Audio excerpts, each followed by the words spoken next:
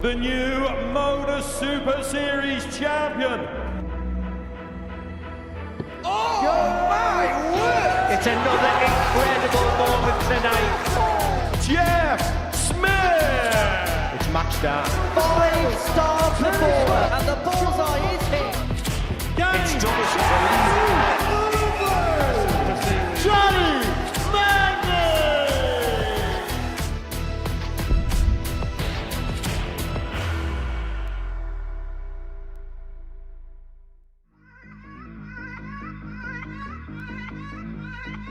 Ayres looks at 107 to wrap up what has been a commanding victory, a commanding display, and he could do so over Tub Topper, and he does so over Tub Topper. I'll be relieved that that third dart did sneak into the single 20. Killington. That was a double. As you do. This is getting ridiculous.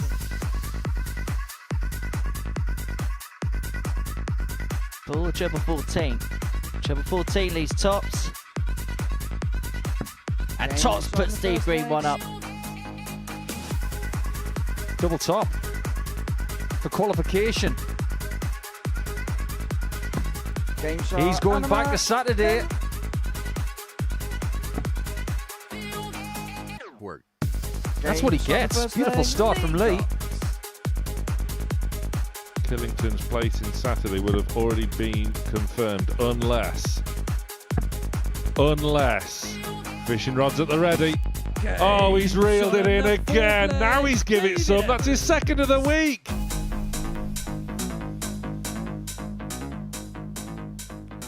Six players battling it out this evening on the first of our finals nights in Series 13. Welcome along to Week 1 live from the Modus Live Lounge in Portsmouth, and as always free on Pluto TV. Hi there, welcome, and it feels like a little bit of a welcome back to normality, doesn't it, after the recent weeks where we've had the ADC Global Championship, we've had Double Trouble, the Women's Week and the Seniors Showdown. Now we are back to the more standard Super Series stuff, but it's serious stuff, and Paul Nicholson and Laura Turner will be here to talk over it. Paul, since Charlie Manby won Series 12, he's no longer part of this. He's got a tour card, but we've got players that are coming the other way. Looking forward to seeing many of those. What is this time of year like for players that are able to play here at the Modus Super Series? This is an exciting time of year, because if you haven't gained yourself a 2-year tour card or remained on the Pro Tour, this is the safety net, isn't it? If you can get yourself an early invite or an early qualification into the Modus Super Series, you can work on bouncing back, or you can work on what the next phase of your career is. We are going to see a lot of people over the next 4 to 6 weeks who are tasting this place for the first time.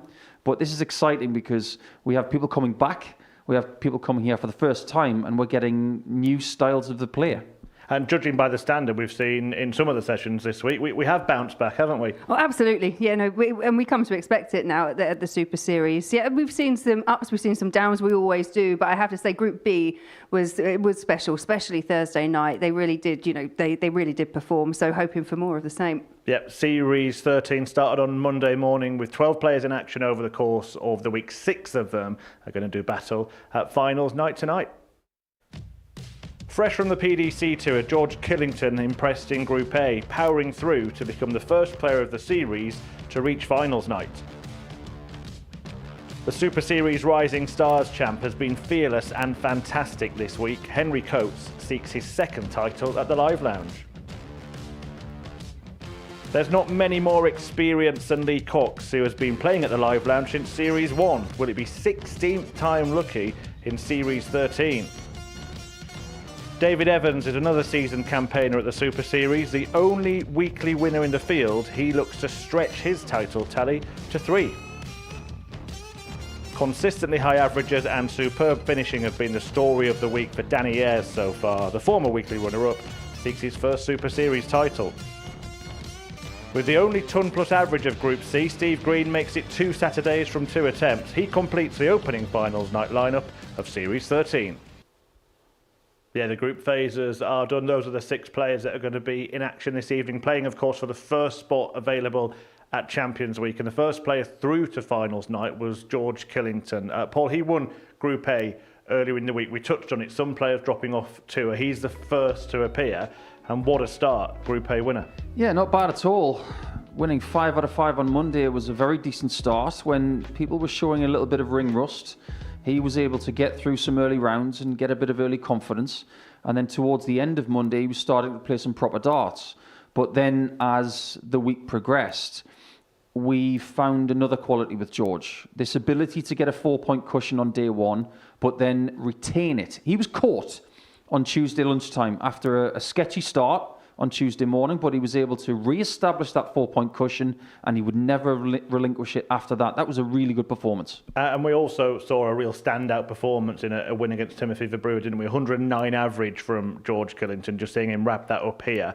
And it just goes to show what kind of levels he's got. Yeah, and I don't doubt it as well. You know, I was excited when I saw his name. I've watched him over the last few years, obviously on the PDC Pro Tour. Yeah, he's disappointed he's fallen off, but he's bouncing back and he's here. But he's top Group A, and, you know, we know that there is a bit of a curse of Group A at the moment. Yeah, there certainly is. I mean, those stats make very good reading for George Killington, but the Group A stats don't make very good reading, do they, based on that big winless run on finals night for Group A winners. In fact, the last player to do it was Derek Coulson, all the way back from week 9 of Series 11. That is 22 weeks since a Group A winner went on to win the week. Paul, is there a reason for that, or is it just one of those freak things? It's one of those things. It's been done plenty of times before where someone's won the Monday to Wednesday group and then they've had success. We've seen it from Jeff Smith in a week 1 before.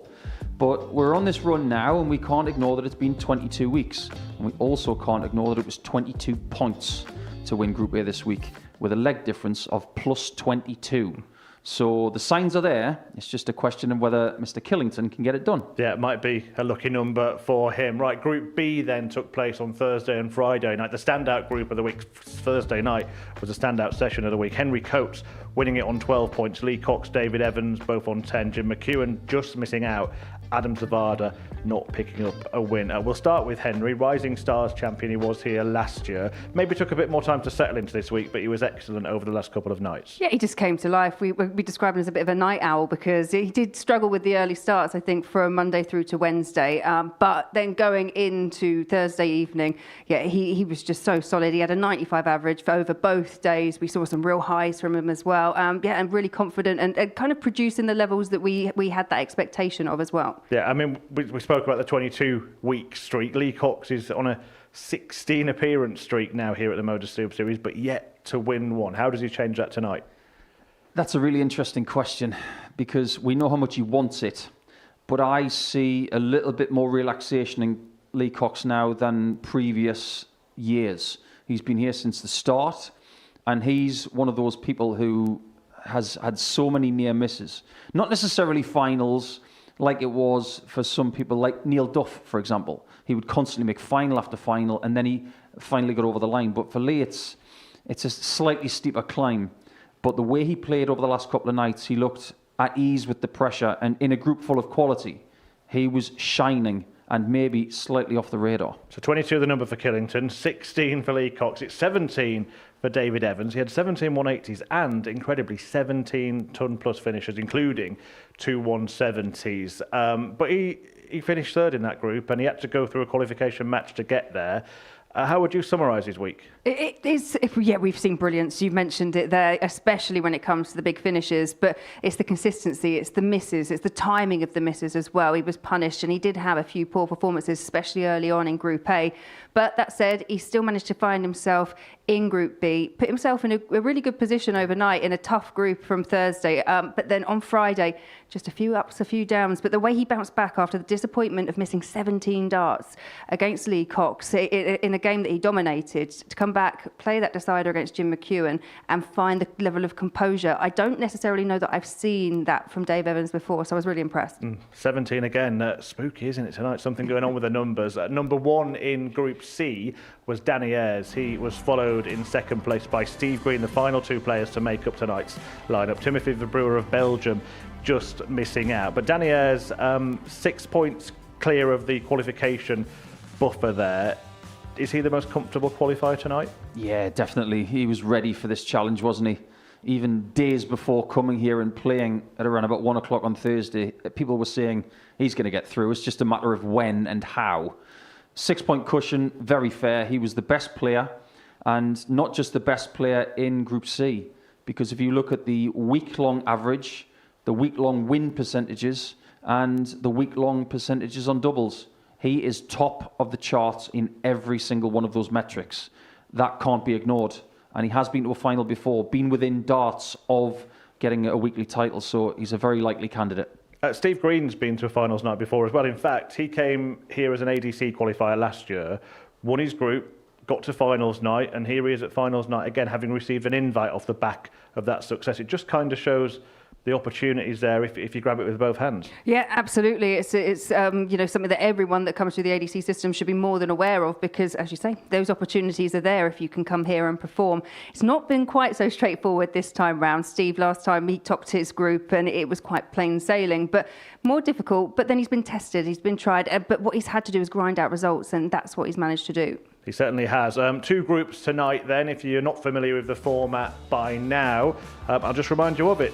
3 players in each of them. They'll play each other once. The top 2 go through to the semi-finals. The 3rd place player is eliminated. Right, guys, take a group each. Paul, Group 1, your thoughts? Big opportunity for Lee Cox, I believe. I think George is happy with having the first game of the night, so opening the show on debut, fantastic. Steve Green, I think he's the one who's maybe under the most pressure, because standard-wise, he's the one that's lagging behind the other 2, so a big opportunity for Lee.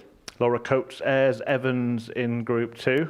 Yeah, if the top one's open, this one feels very, very tight, because, yeah, all 3 of them. You've got Dave, who's won here on a couple of occasions, then you've got the other top 2 performers. You look at what Henry did in Group B and then Danny in Group C. So, yeah, this one is going to, for me, it's going to be, if you are going to lose, because obviously someone has to, don't lose by a big margin. Absolutely right. This is what the bookies think then tonight. The favourite to win the first week of Series 13 is Danny Ayres, who came through as the Group C winner. In fact, all the group winners are in the top 3 spots there. Lee Cox at 11-2, David Evans 6-1, and Steve Green outsider at 13-2. Paul, do you agree with those odds? Yeah, on the whole, I think I do. Danny was one of the favourites at the start of play on Monday morning. He's embellished his position as the favourite by playing some of the best stuff of the week. And there's value out there, but I think Danny Ayres is a worthy favourite. Just one name from you, Laura, who's going to win tonight? Oh, who's going to win? George Killington. He's going to break the curse. It's all about the numbers this week, isn't it? Right, there we go. Well, it is a game of numbers, isn't it? By the way, if you are going to have a bet, please gamble responsibly. It's 18+, gambleaware.org. But hopefully we'll see plenty of big numbers hit this evening. Without further ado, we are going to get the action underway, and we are going to see George Killington in the opening match taking on Steve Green, and Paul has been speaking to both players. Steve, a second Saturday night here at the Modus Super Series. You must be very happy to be here. Absolutely. It was something that I was asked about at the start of when play started, and yeah, to make it again for a second time in a row is something I'm very proud of. It was a slightly different experience this week because you were in a different group scenario, being in Group C, and it was a different style of qualification as well. It was a bit more plucky. Yeah, it was a little bit more difficult than I made of my first experience down here, but at the end of the day, the most important thing, I managed to get the last win against Conan, and here we are, so yeah. Does it show that you've got more qualities in the tank? The first time you were here, Group A, you were extremely good on day 2 and 3, not losing a match, but this time you needed to dig deep. Yeah, it was like I say, it was or as you mentioned, it's a different experience. It's you've got to try and take things in a different manner and try and manage things differently. And thankfully, I was able to overcome that. And yeah, I'm very pleased to get back out. Last time you were here on a Saturday, it didn't go particularly well. So have you set yourself any goals for tonight? My most important goal is everything when I enter with darts is to just enjoy the experience, and hopefully that way then I can try and produce my best darts, and hopefully I'll get better results. Have a wonderful night, Steve. Thank you, Paul.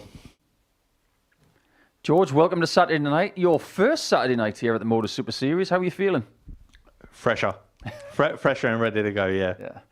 As far as Group A is concerned, it was a successful campaign. You were only caught in points once on Tuesday, but it looked fairly comfortable with a 4-point cushion after every day.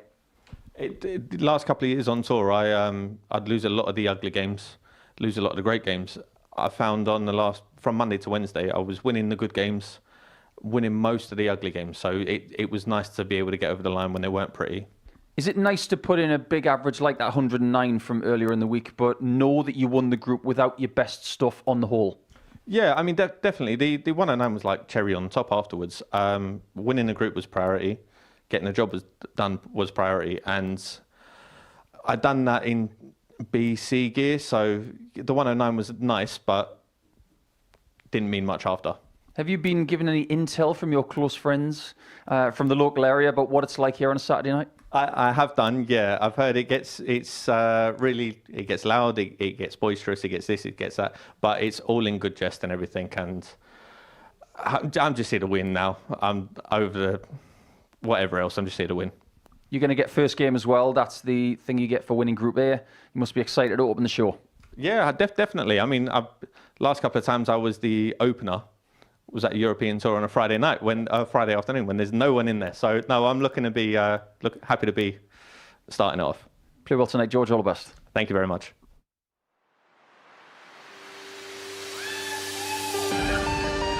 Ray Killington has been going about his business on tops. You knew that was going to happen. Third leg, George Killington. Killington again, double 9. This time, Killington wanted it. George Killington gets it. Win it, he does.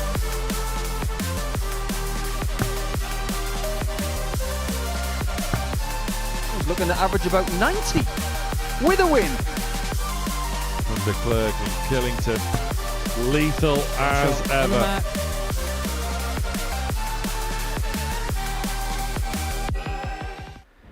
Yeah, in a week where the UK has been obsessed with a certain TV show, it's maybe fitting that we have Killer on the stage in the opening match. George Killington, he's going to be a key character in the only drama you will need on your television screen tonight. He won Group A on his first visit to the Live Lounge here in Portsmouth, the debutant having come off the Pro Tour.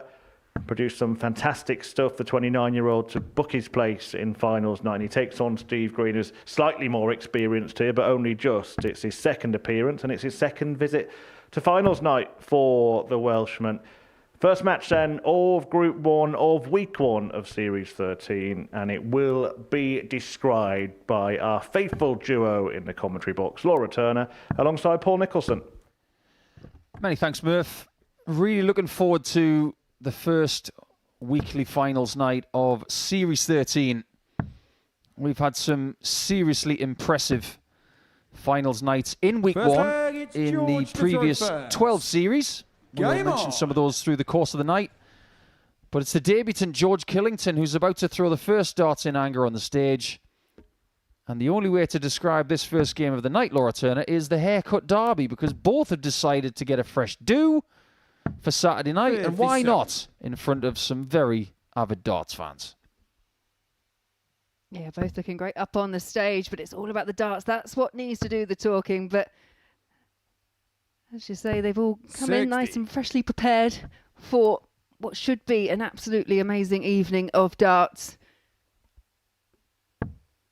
Yeah, Week 1 winner in the previous series was Carl Wilkinson, and that was his first weekly title, which bodes well for a lot of people, because there's only one person left in this field in Week 1 in Series 13 who has tasted success before, and that is David Evans. He's going to take on Henry Coates in our second game. But if anybody else wins, it will be their first weekly title and a great start to 2026. 99. Yeah, there's definitely all to play for. And when you look at the names on this, you know, that are in this weekly final, I do think it does feel like it's a real opportunity for someone. It feels more open than what previous weeks that we've had, where we've seen players dominate. As Green finds the first 180. Green finds the red. And 180, number 230 of the week. A week that has seen a record for a Group B daily campaign, 10 games, 40 180s. Incredible performance on Thursday night. But neither of these players were in Group B.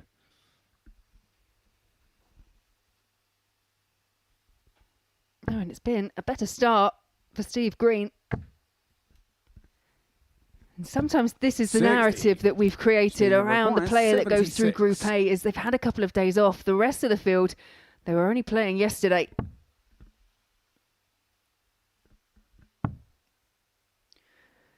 That's tops.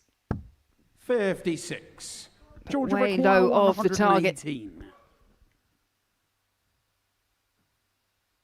Well, this is the gift of winning Group A on Wednesday afternoon. You get the first game, you get the darts, and you don't want to be broken in the first leg. Would have been a bad sign if George had found that treble 20, because Killington has been one of the better players this week in the bottom half of the board, especially 19s and 17s. Game shot on the first leg. It is a break of throw in 17 darts in the first leg of the night. That number 17 keeps coming up for some reason. Game on. We'll talk about that more with David Evans in game 2. Well, Steve Green was here on finals night in Series 12 in week 10, but he would subsequently lose both of his matches in 100. The group.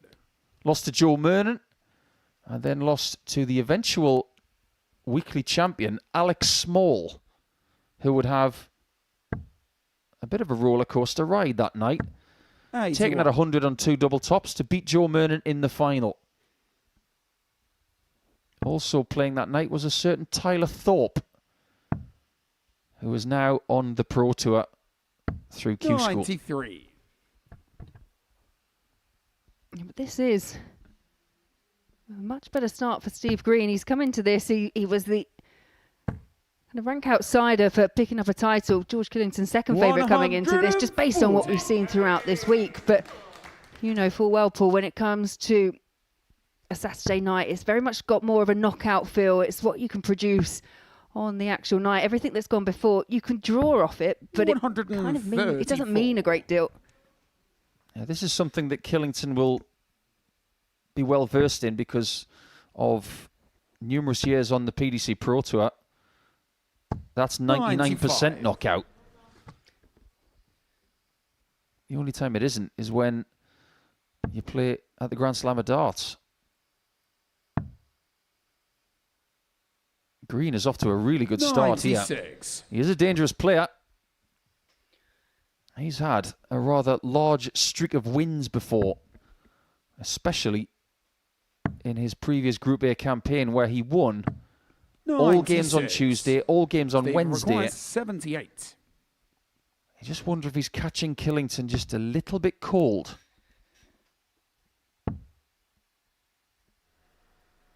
Tops. 38. Again, just a bit off the target. Georgia but require 89. As you say, it's a positive start for Steve Green. You have to get a dart at double here.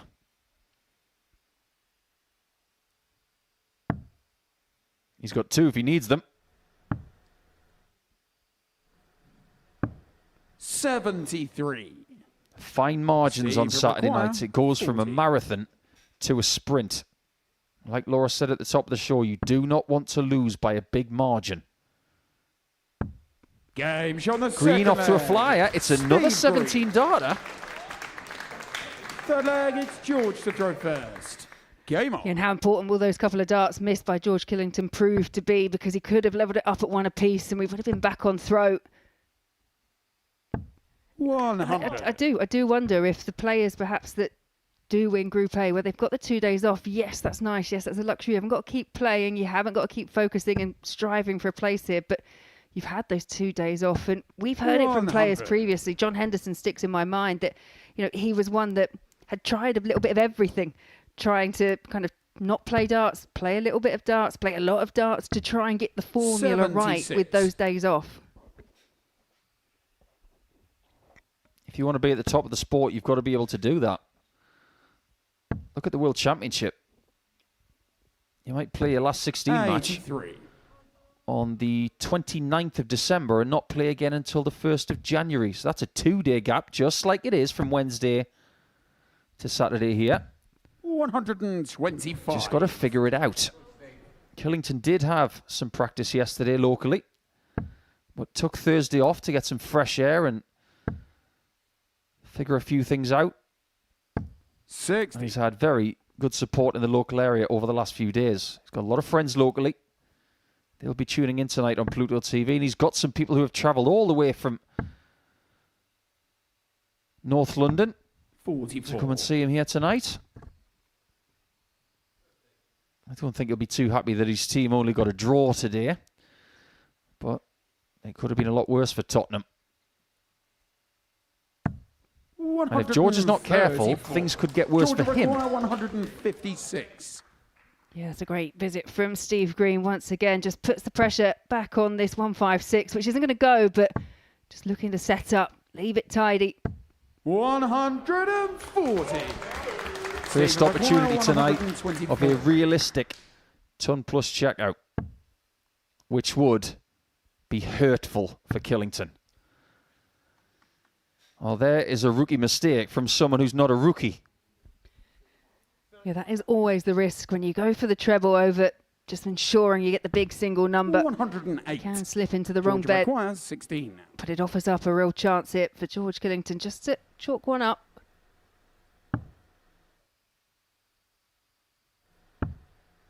This has got to go. 12. Steve requires 16. Steve Green has got quite a bit of support here tonight. And he's got a beautiful marker.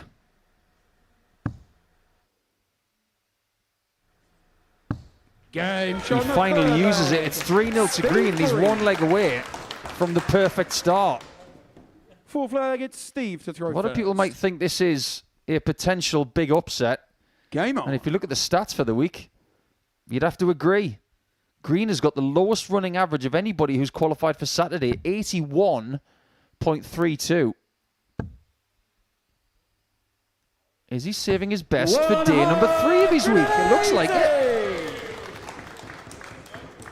Yeah, when you're 3-0 behind and your opponent's got the darts and they kick off with a maximum, you just think perhaps it's just not gone his way. He has had chances, leg 2 and leg 3, George Killington, but wasn't able to convert the doubles. 5 missed at the outer ring.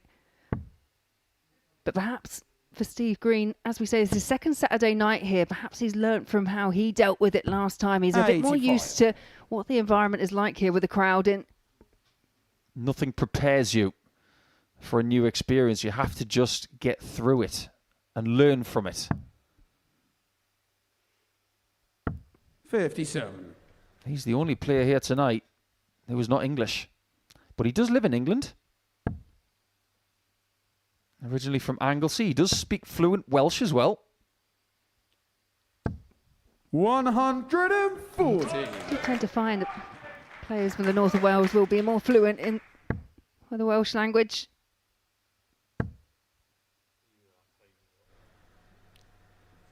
Now George has got a really tough task. If he loses this leg, which looks very likely, his game against 54. Lee Cox, Steve everything's going to have to go right for him. If Green takes this out, Killington wants Green to beat Cox as well. Yeah, and that is the next game in this first group. 56. Steve Green will take on Lee Cox. It's going to be a long wait for George Killington. It's known as the longest wait.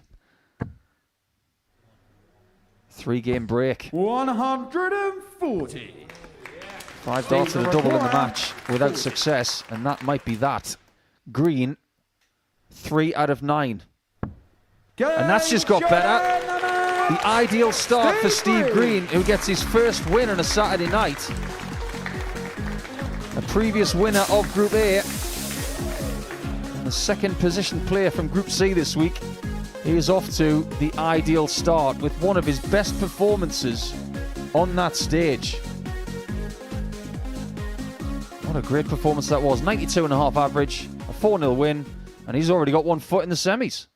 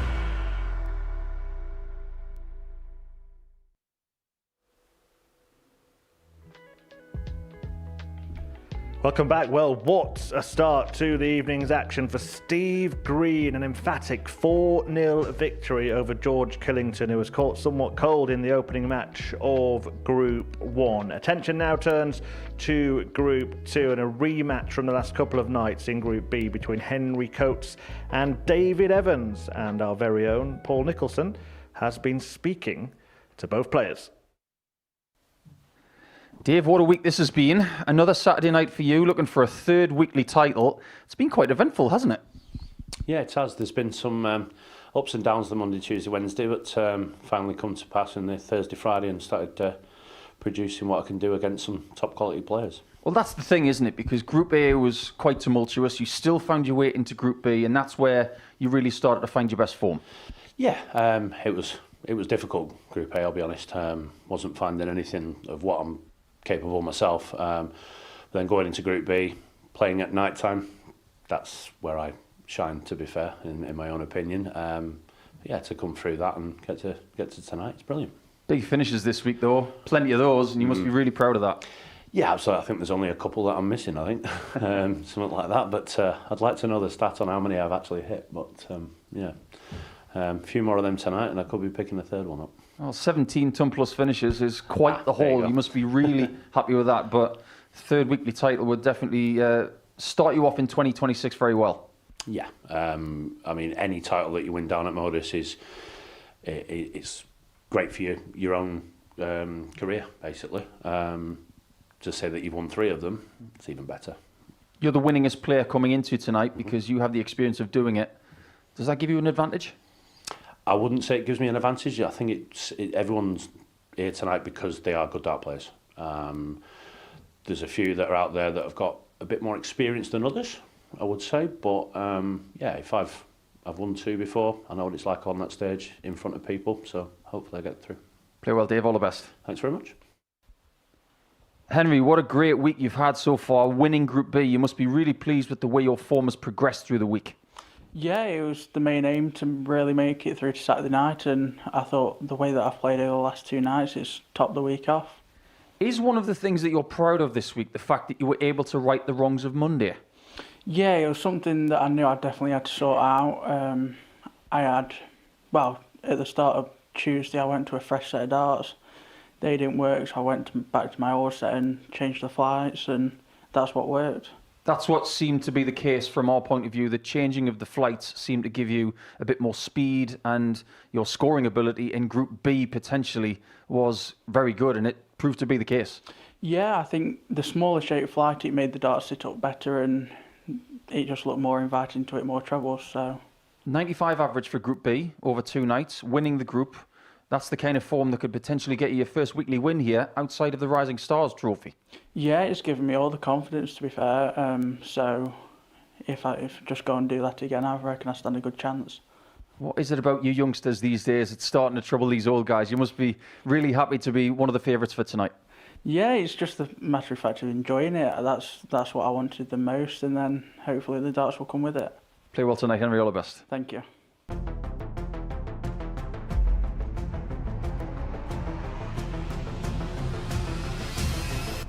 Saru, the double 18, oh yes, he does take out the 150 in the opening match of the night. Coates has a decision, go for the ball, he does go for the ball, and he gets the ball.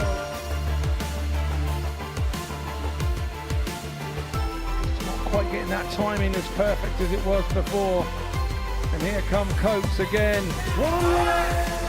What a thrilling final this is turning into, and it forces this to go. Double 11. Oh, this is sensational! He now has 2 darts. Only needs 1. Henry Coates is our first Rising Stars winner. Henry Coates!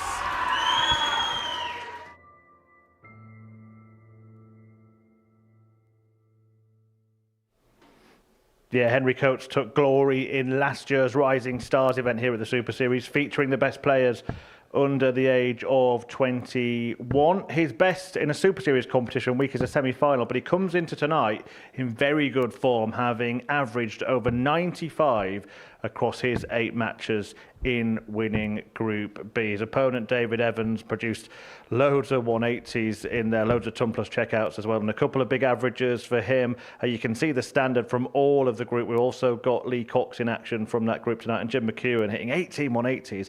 Will be disappointed to be missing out. So these two players progressing from that fantastic Group B and about to go head-to-head in Group 2 on finals night. Henry Coates looking for his best performance at a Super Series tournament week, having won that Rising Stars night in a night that included some much fancied players. You saw him beating Ryan Branley in that final. David Evans, however, well, he's looking to make it back-to-back Champions Weeks after winning his second Super Series title last October.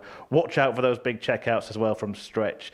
He's hit 17 three-figure finishers this week. Guiding you through this one then, I will hand you back to Laura and Paul. Thanks again, Murph. If this game is anything like Group B, then hold on to your hats if you've got one. First leg, it's Henry to throw. Because quite frankly, Group B blew us away this week. You saw in that highlights package just what Henry is capable of on a Saturday night. 60. Ryan Branley was on 30 points to win the Rising Stars. And what did Coates do? 1-4-2 out on double 11. And he's got form 60. coming into Saturday night once again. He's righted a few wrongs. He stopped pulling the darts left as much. 46. Just like that one. But they both, Laura Turner, have this quality of putting Group A behind them and finding their best stuff towards the end of the week.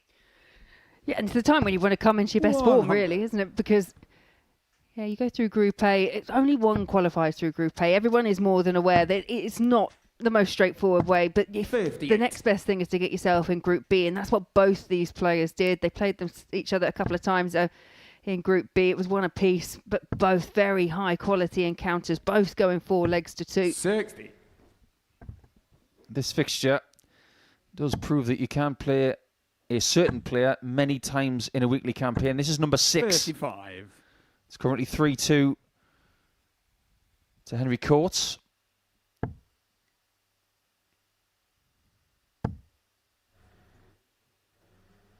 That's ominous. Really ominous. If he gets going, he can find levels that maybe will force Coates into his A game. Oh, look what Coates has left. But will he get back to the Oki because it's tops for a 101? Could it be an 18th ton plus checkout? 81. Not quite. You just wouldn't put it past him the way he's been playing this week. Not at all. But these are the moments. You don't get the ton plus checkout. Don't mess around when you're on the smaller number. Very well done. Earlier in the week, he was missing shots like that with 3 darts in hand. Second leg, it's David to A lot of people think that Evans is the favourite tonight because of previous experience. Winning 2 weekly titles in 2025. If he gets off to a winning start in 2026, it may lay the groundwork for a very good year for him. Yeah, and I like the way he was speaking to you earlier in that interview that, yes, he's got the experience he can draw on, but he's more than aware this group, everyone has got the capability of winning. He just hopes that he can just draw on some of it if and when it's required. But just like the first match, it's an early breaker throw. It's in favour of Evans, who's now just looking 99. To kind of back it up by holding. Team Coates watching on once again. 125. And probably liking what they're seeing. Yes, he lost the first leg, but it wasn't a dreadful loss. He wasn't left on 250 or something like that. 100. Well, these two had 2 ton plus averages throughout the course of the week. The reason I bring that up is because there was 47. one other person who did as well, and that was Jim McEwen.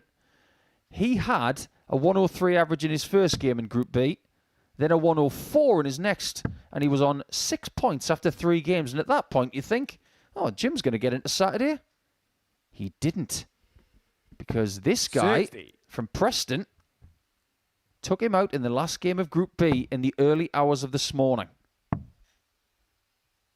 Yeah, it was a group where there was a lot of movement. 59. Most players, apart from the player that topped the group pretty much from the off, and that was Henry. Henry stayed right in pole position and ended up there as well. 134. Can Henry take out 170. Stretch's shot? The answer is no. 35. That dreaded pull to the left has returned. Double top for Evans. 28. Hasn't got a friend in tops just yet. 135. Nobody will come back, and he did fine. Double 10 last time, and goes back to what you were saying, just pulling 85. slightly to the left. David require 20. Game on the second leg. Chris Murphy, our host for the David evening, Evans. does have a famous line. There is nothing sweeter Third leg, it's than Henry a to throw repeater. first. Game on. And that's exactly what leg 2 was. If he gets off to the same sort of start as Steve Green, 140. the only way that Evans would be eliminated before the semis would be a 9-dart shootout. It's so inviting for the third. 140. Unlucky not to find a second maximum. But there have been moments where that we've seen from David Evans that he just looks so likely when he gets up to the oki. There's very little movement in his entire body. So when he gets that first start right, he seems able to follow it up time and time again. He's made changes this week as well. Not necessarily with the equipment, but in the footwear 96. department. He's gone from those very shiny ballroom shoes to something a lot more comfortable. 140.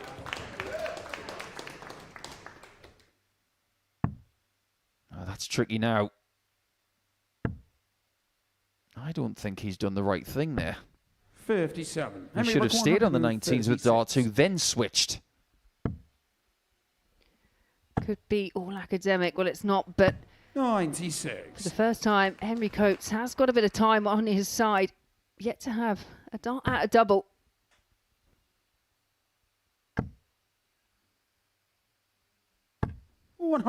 That's decent pressure. Henry requires. Let's see if Henry can hit tops.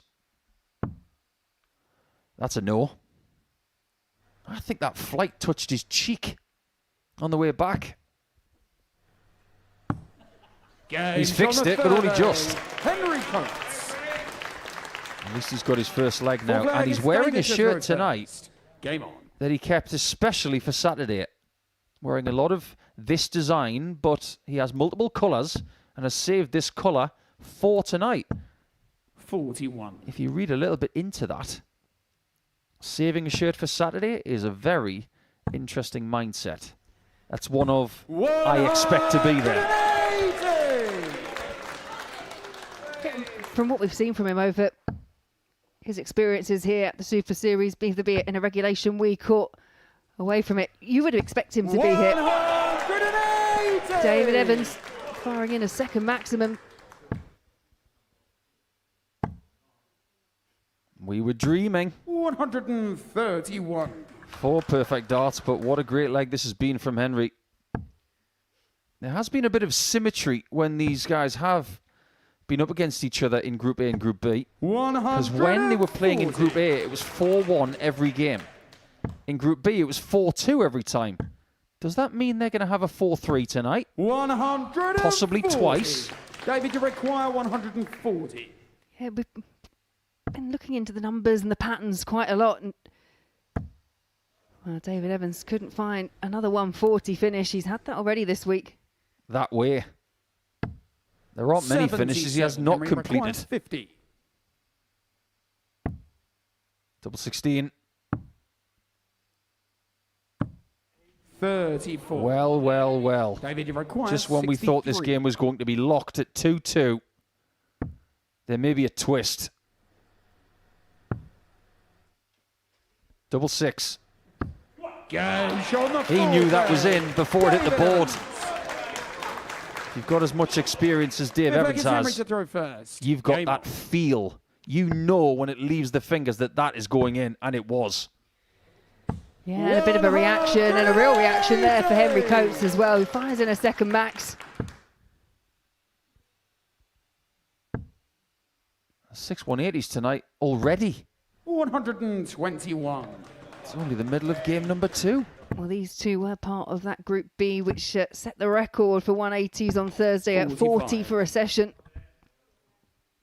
Not that we should really say that someone deserves the most credit for getting that record, but they were vastly behind the record going into game number 10 on Friday morning. And Evans found 4 in his last game to make sure that the record was broken.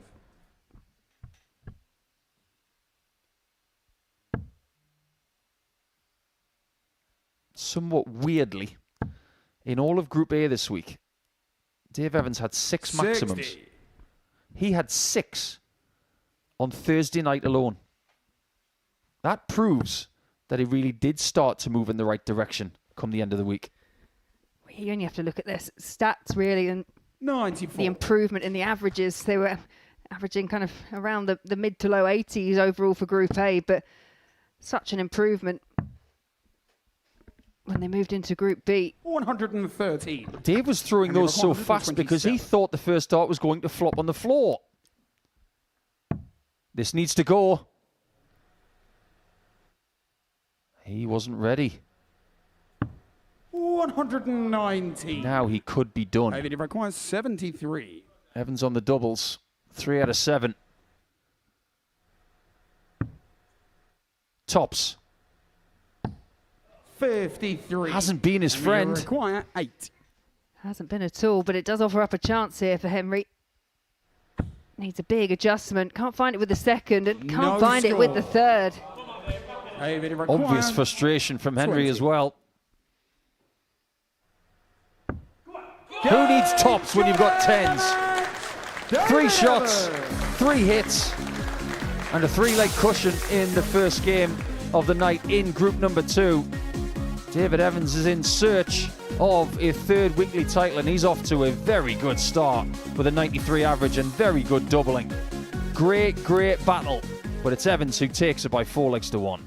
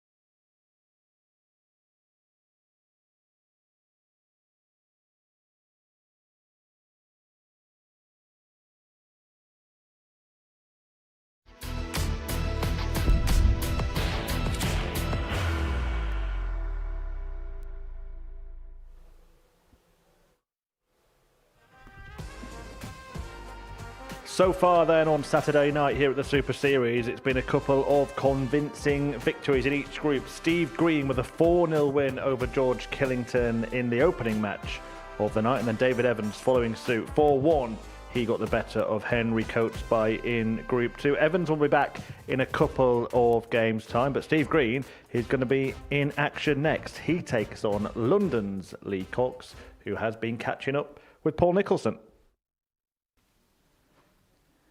Another Saturday night, Lee. Is this going to be the one? I hope so. I've been down here long enough now, so it should be. You know, I've plenty of experience now. You've played some pretty decent stuff at the start of 2026, and you managed to get through Group B this week with a game to spare. That's not like you. No. Normally I'll get dumped out by a leg difference or something like that. But last time I was down here, I think I qualified the same way. With a game to spare. This week was tough. Like them fought like the other 4 players in that. It was some proper darts, as it showed out to be. It must give you a lot of confidence and heart to know that when the standard was so high, especially on Thursday, you were in a qualification position pretty much the whole time. Yeah, and I'm one of them players, and it's not disrespect to anyone else. When you look around and you see them players in the room, you know you've got to step your game up. Thursday I didn't feel great. I wasn't comfortable, but I got the 2 wins that kept me in position with it, and I had to have a good start Friday, and I did. Much support here tonight with you?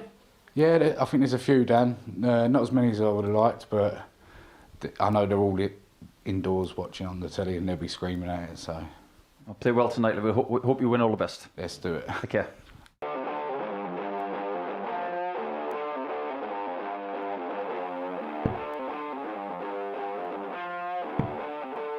Double 18. Game Where's he found that from?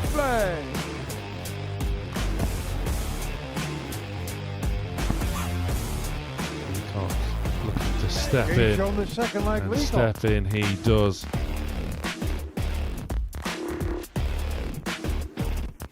Looking at single 9, so it's 2 darts, a double 8.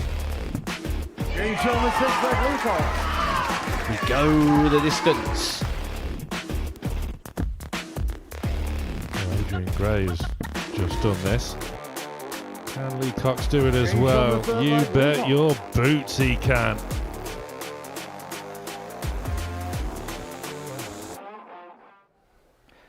Right then, Game 3 about to get underway on Saturday night here at the Modus Super Series. Brought to you, as always, live and free on Pluto TV. And that man, Lee Cox, is back here again, looking for that first win. And as he said, he's experienced here now.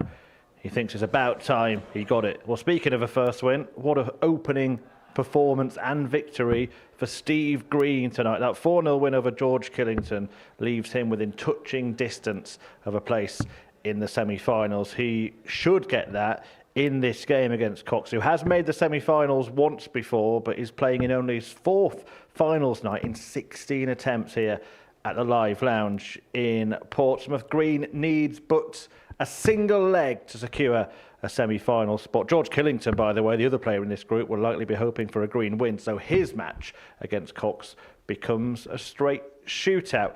Pretty simple then for Steve Green, 1 leg, and you are in. He'll just have to hop to it, I suppose. Paul Nicholson and Laura Turner will talk you through this First one. leg, it's Steve to throw first. Game on. Surely it can't be that simple, Murph. 1 leg sounds simple,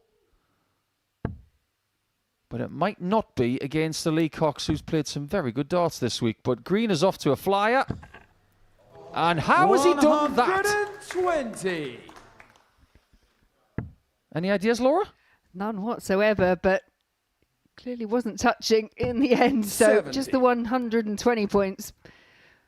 But even so, this version of Steve Green is kind of reminiscent for me of back when we saw him on his debut, back when he won Group A, back when he was winning back-to-back games.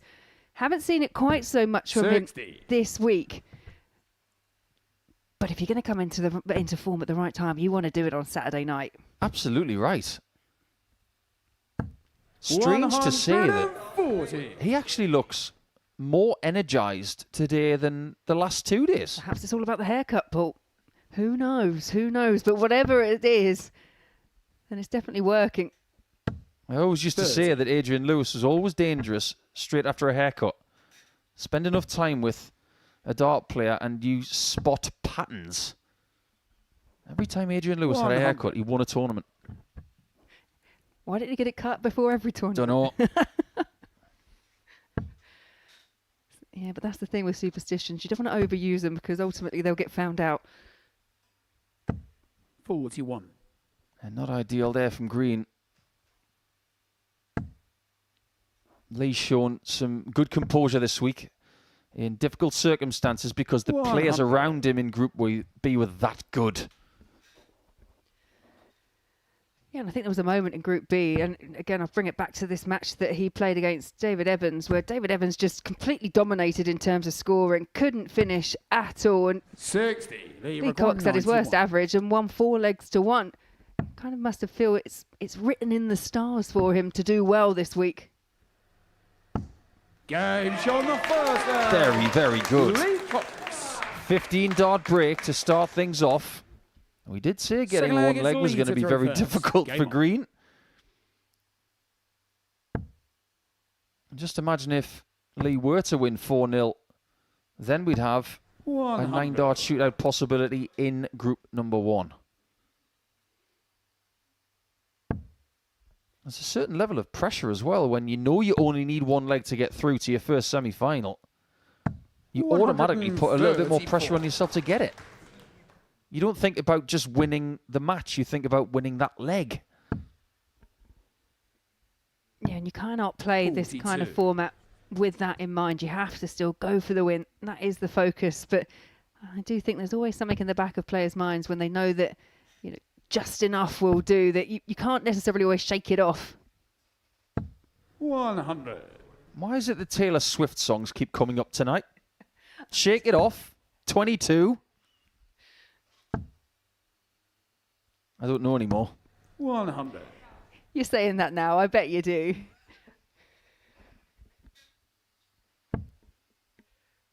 Lee's stats this week have been very steady. 87 average. 140. 14 180s in 10 games. That's pretty good. 42% on the doubles. That's also 99. above average. Steve, you require 127. He's on a finish, but Green's on a better one. This is looking promising. Didn't even think of the layup. 102. He's 2 millimeters away from qualifying for the semi-finals. Yeah, but there's no showstopper from Lee Cox, so Green back to 25 for that leg that he needs. They require 25.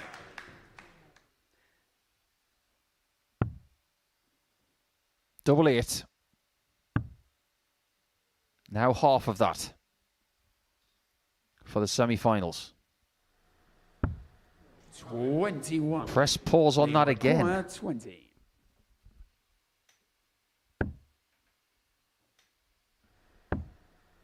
This is a difficult shot. Needs the right angle. And finds it. Great dart from Coxey. Third leg, it's Steve to throw first. The man who lives in West Sussex, not far from Gatwick Airport. This is his second darting home. Plays county darts for London. Plays Challenge Tour darts. 100. Has a big ambition of going to the Pro Tour. Has played some Players' Championships over the last couple of years. But now that he's not on the Pro Tour in 2026, this is the biggest ambition. He's won on the Challenge Tour twice, but he's not won here yet. Yeah, and the one thing that Lee Cox is doing at the moment is making it look all very ominous for George Killington, who'll be sitting in the practice room watching on. Good point.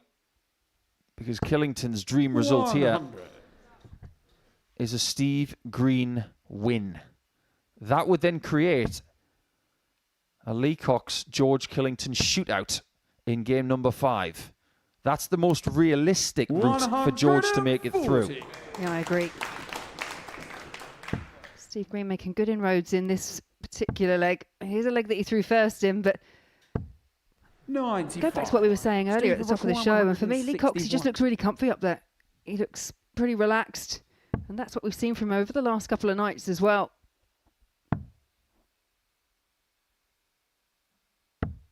57. I don't know about that third dart. I think the bullseye was the better player. Interesting. 140. That's a different side of Coxey. 104. Haven't seen him do that much. It's another chance to make it through to the final four. 80. It's another chance missed. Requires 66. 4 chances missed in total. This is a monstrous moment. 46. If he'd hit that, the next leg would have been unbelievably pressure-filled. 88. Game shown the First third. time Steve Green finds himself in the final four in a Modus Super Series week. Leader through first. Game on. Chances missed. Now a chance taken. He's the first man through. Yeah, and I'm not sure how aware he is of the situation because I don't know if you recall when he qualified. Well, when he qualified in Group C, there was a reaction when he knew that he had the legs that he needed, an even bigger one when he won the match. He is one to react quite well when he knows he's done enough. 91. Let's read in between the lines of his interview before play started tonight. His aim was to have fun and just enjoy it. Do you believe him? Not now. Not right now. I didn't believe a word. But everybody wants to enjoy their darts, Laura. You know this, but everybody wants to win. Yes. Well, I'm sure he would have enjoyed the first result, that 4-0 win over Killington. Won't be enjoying this quite so much. I don't think George Killington's enjoying this too much either. Now he wants Steve Green to find his A game. 140. The permutations could be very intricate in Group 1 if Lee gets a very large victory. 180. 121. Doesn't leave a finish. Now what do you do with 101? There's your reasoning why you shouldn't go for the 60.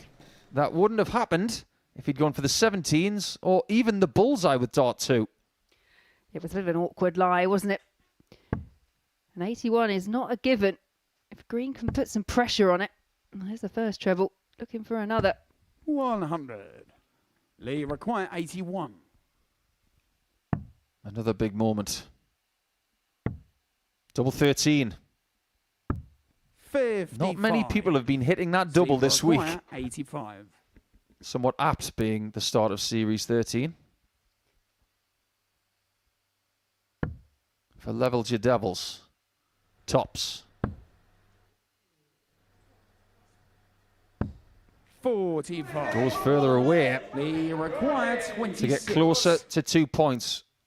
Lee does need 13s. It's that close. He's had to move across just to open up a better angle, and that's made it even more awkward. 2 very well thrown darts. Can he find a route through? 13. A valiant effort. Require 40. If you'd have given him 10 darts from that angle, he might have hit 1. Game shot the full. 2-2 it is. Steve We're down to best of 3. Fifth We leg, could have it's had Steve to any draw first. scoreline from here. Game on.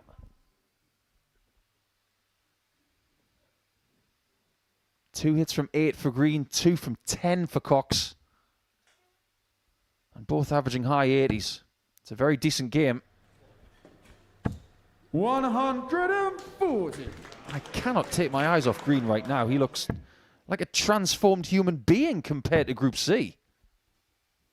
Yeah, he really does. 100. And now, I don't know what you think, but has some of that pressure that we were talking about now shifted back onto the shoulders of Lee Cox, who is now playing a better version of Steve Green than we saw from at the beginning of the match. Earlier in the week, we were talking about how 22. the pressure in matches on Thursdays and Fridays can be like roller coasters. I used the example of the Thunder Looper at Alton Towers. Well, in this game, it's more like the pirate ship. as the pressure swings back to green.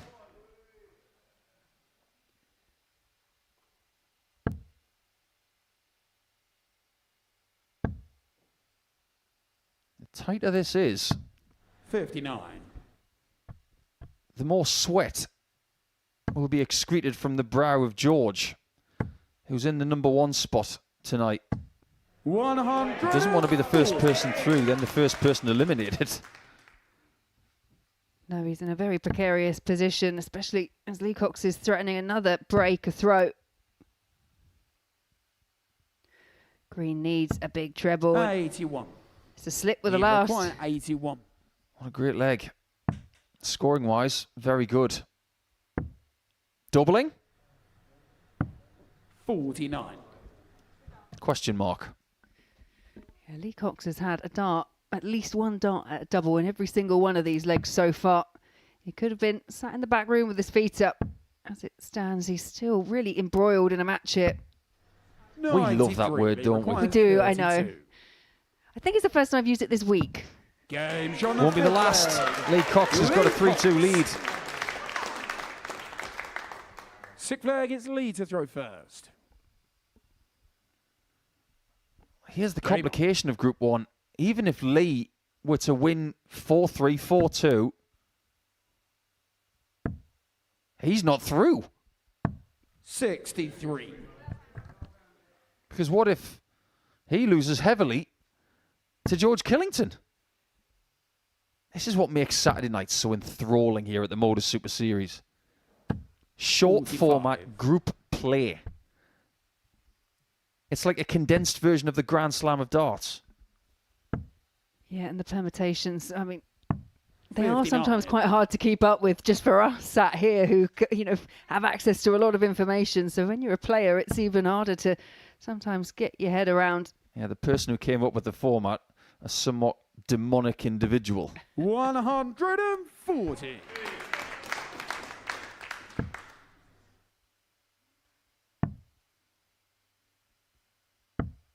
$57.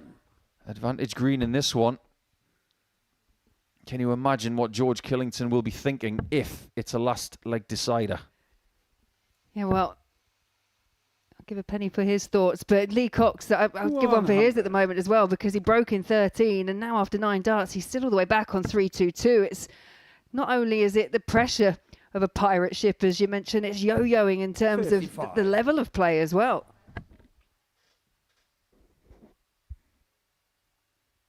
First sign of visible frustration from the man who lives in Hawley, just outside of Crawley. 85. A town that used to host PDC Pro Tour events. 100. Now, Cox is on a finish, 131. but he will suspect that he might have to take that out now that he's got the chance. And is his first opportunity to win this game. 99. Lee require 167. Massive pick off with the last dart, though, for green. It was now on the green. 100. But can he put it in? Steve, you require 32.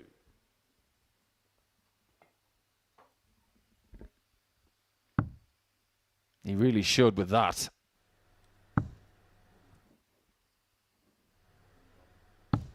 Oh, now it's a huge chance for Cox. He requires 67. Maybe an unexpected one. He's chosen double top.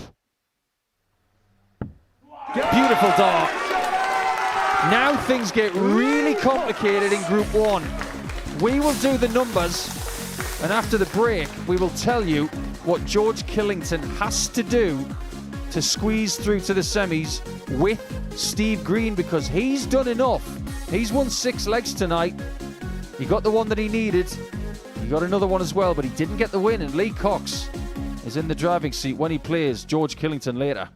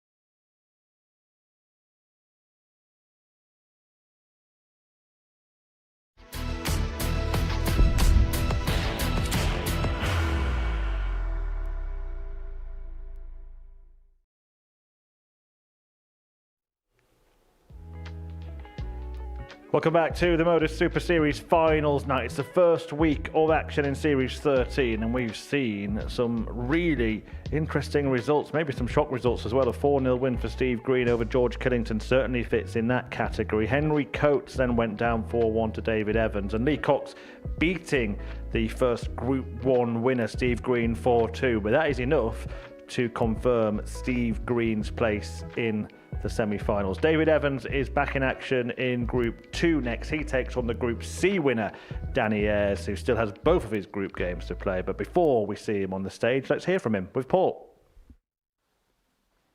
Danny, winner of Group C and into another finals night. You must be very happy with the way you played this week. Yeah, it's been pretty consistent. Doubles and scoring's been pretty good, pretty solid. So yeah, I'm buzzing to be back here. You were one of the favourites at the start of the week, and you had some expectation on your shoulders this week, but it seems like you're ready for that. Yeah, I don't pay any attention to that. There's nobody expects more of me than me, so to me, it's good if you've got expectation on you. It means you must be doing something right. So, you've been to Saturdays before. You've been on the cusp of winning a week before. Does that give you an advantage over some of the players tonight, maybe? I don't know about advantage. There's a lot of good players here tonight, especially the boys who played on the Thursday and Friday night. They were sensational this week. So there's a lot of talent in the room. So no, I'm just ready for the challenge. The fact that everybody knows each other in the practice room tonight, does that give the room a sense of levity, that there's not as much pressure as, say, a lot of people in there you wouldn't know? Yeah, there's a lot of friends in there tonight, a lot of connections. I think Lee, I think he knows everybody, but there's obviously me and Steve and Dave know each other really well. So yeah, there's a good bit of banter going around already. Who's going to be supporting you here tonight, or actually watching on Pluto TV? So I've got my mum and dad here, my auntie and uncle. They surprised me today, and two friends, Hannah and Tom. They came down, surprised me last night as well. But of course, got my wife at home. She's the biggest supporter. Holds down the fort at home and looks after the kids. So I couldn't be here without her. Have a fantastic night. Thank you very much.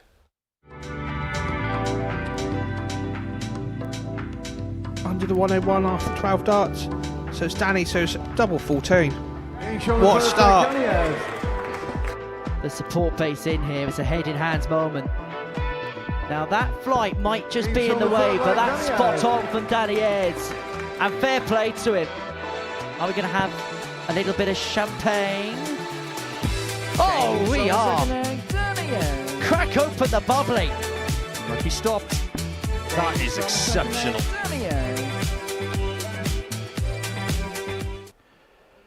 Yeah, he has looked cool, calm and confident, hasn't he, over the course of his Group C campaign. Can he carry that on into finals night tonight? Danny Ayres, the last of the 6 to take to the stage, looking for a spot in the semi-finals this evening. He's playing in 2 of the last 3 group matches tonight.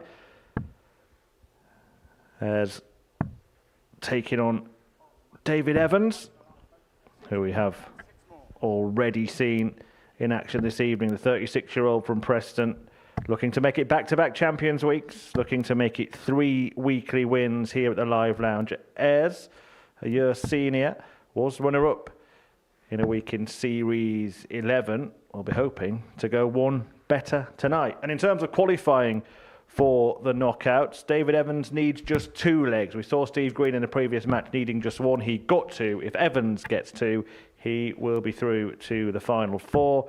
And a 4-0 victory would book Danny Ayres' place in the semi-finals. But of course, he has got the insurance of a final group game against Henry Coates. Game on! So back then to the commentary team. Laura Turner and Paul Nicholson will guide you through the action. Thank you, Murph. Yeah, this group on paper looked 42. rather impressive. That 4-1 victory for David Evans maybe was a little bit of a surprise. So by virtue of winning 2 legs in this contest, Stretch would be in the semis once again, as seen by the graphic. And with his experience, 56. I'm sure he'll be able to navigate this situation mentally before a dart is thrown, but can he execute, Laura Turner? Well, that is the question, but from what I've seen, especially in that opening match, there was composure from David Evans in that 4-1 victory over Henry Coates. He's put himself in a really strong position to make it through once again to a semi.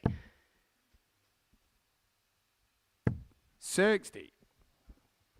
It's interesting because I know that David Evans has been working on things away from the hockey as well, working with someone in terms of just having techniques that he can use to compose himself in key 100. moments to make sure. But it's something we touched on, that he is a player that we've seen get frustrated and that takes over everything else. We've seen it a lot less from him this week. Yeah, in sports psychology, 59. they're known as anchors. It's the same sort of thing when you're looking at technical aspects as well. They're called checkpoints. 100. Check that out. Danny Ayres has got the best running average of anybody coming into finals night. More 100. than Danny 91 and a require half. 102. He's a serious player.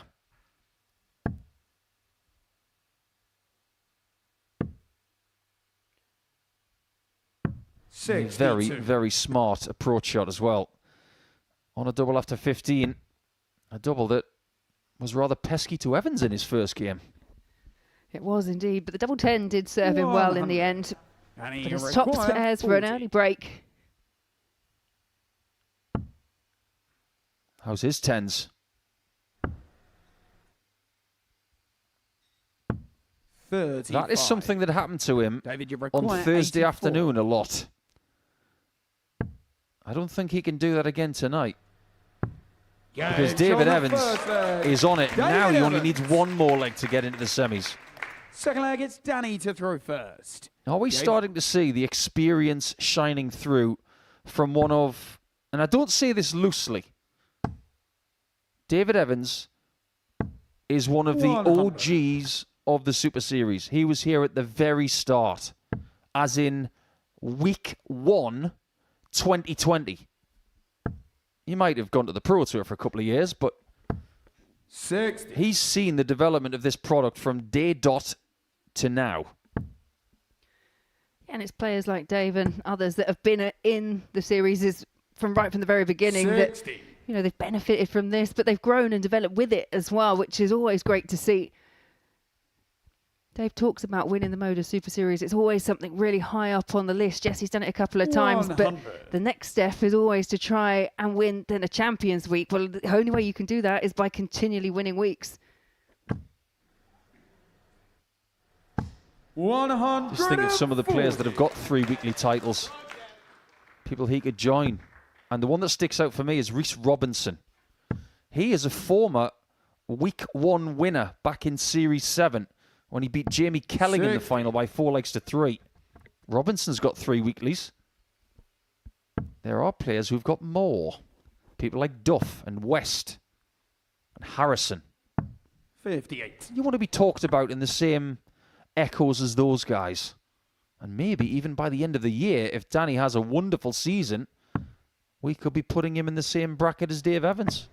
77. Danny, you require 143. Well, it's a long-range opportunity here, and it's not going to go for Ayres, but it's all about the setup now because he knows he'll be back. 59. Yeah, you talk about the progress that Dave Evans made, but also I loved hearing how Danny Ayres was speaking after he picked up the, topped the table on Saturday. So much belief now in his ability. 180. Danny, you require 84. Talk about timing. Can't time a 180 better than that. Or can you? Oh, yeah. Danny, when you're in the form of your life, you're more likely to do things like that. What a shot from Ayres. Game on. And I think this is the key difference, and it goes back to what I've just mentioned, the fact that previously he said he would go up there and he'd hope that that shot would find. He'd hope that he'd hit it, and he knew he had the ability 39. to, but now he goes up there and he said, right, this is going. I believe this is going. And sometimes you can think players are trying to convince themselves of that, but I don't believe that with Danny Ayres. 85. There are 3 stages of confidence in this sport. Step 1, I hope. Step 2, I can. 95. Step 3, I will. I think Ayres is getting very close to step 3. Yeah, I agree. Yeah, doing 77. good things on the challenge chart already this year. he's at 19th on the Challenge Tour Order of Merit, but potentially in one of those positions where then you can get those call-ups onto the Pro Tour.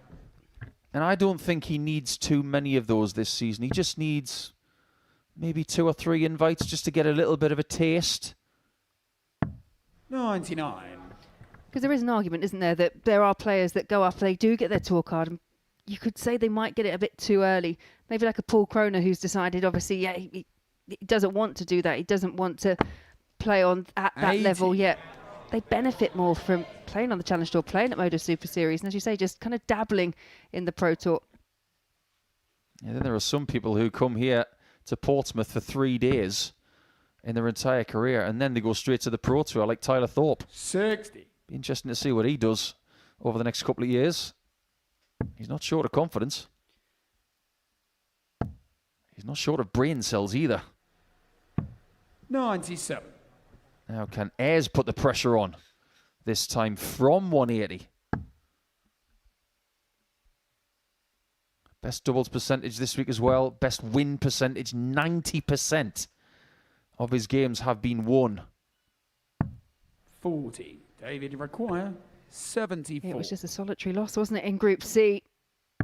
He's on the back foot here against a David Evans who is looking full of focus and needing tops to qualify. 54. Danny, He has to press pause the same way that Steve Green had to in Game 3.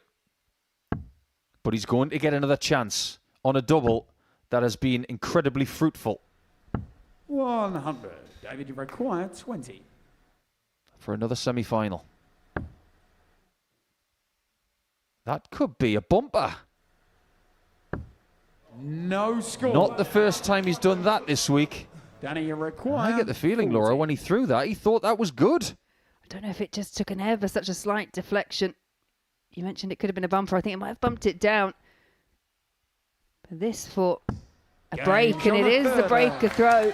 Dave Evans still looking for that elusive second leg that would guarantee him a place in the semi-final. Danny to throw first. Game on. We did say that Ayres needed to win by 4-0 to automatically get through to the semi-finals with a game to spare. But what if he wins 4-1? Yeah, what if he wins 4-1? Then David Evans might be losing a bit more hair.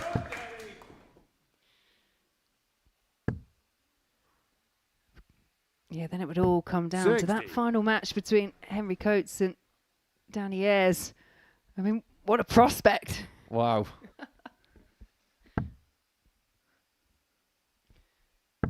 There's a lot of movement in the throw of Danny, but it's so well timed. Yes. 2 very different technicians on the board in this game. All about the rhythm, isn't it? The feel.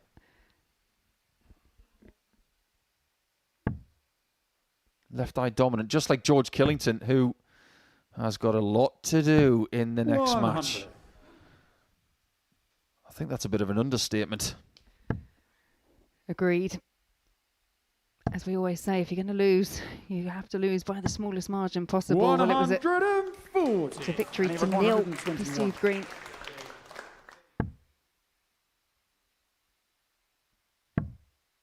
He's not going to go for the bull. 81. But if he gets 40 more points and makes it 3-1,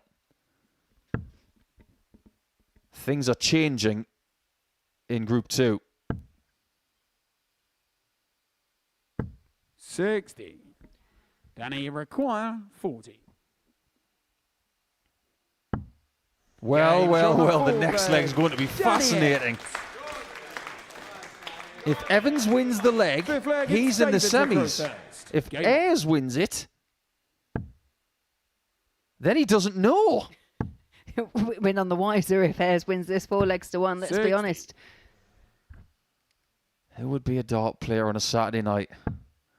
It is a thrilling thing to qualify, but when you're there, it's heart-stopping. 100.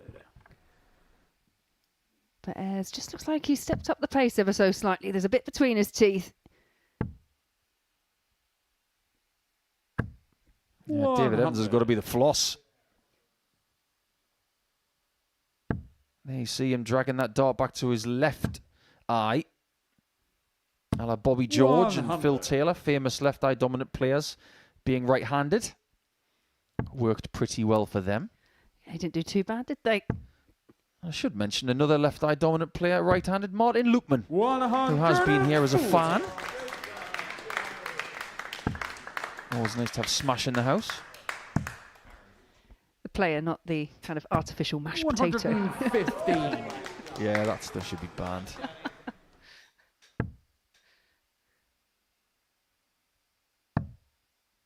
Good switch.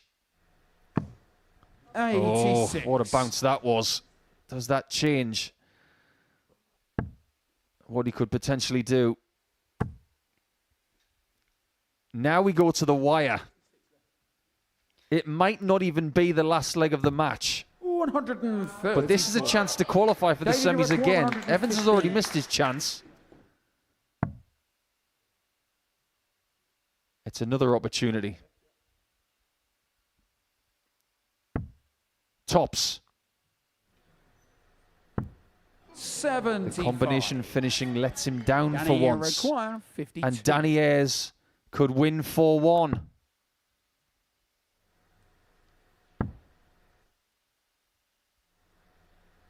It is chaos in Group 2. Now, David Evans does not know what will happen next.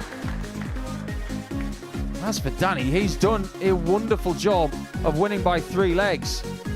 And that puts Henry Coates in a little bit of peril, to say the least. Ayres with a very steady performance. Evans came off the top a little bit compared to his first game, and he's lost by 4 legs to 1.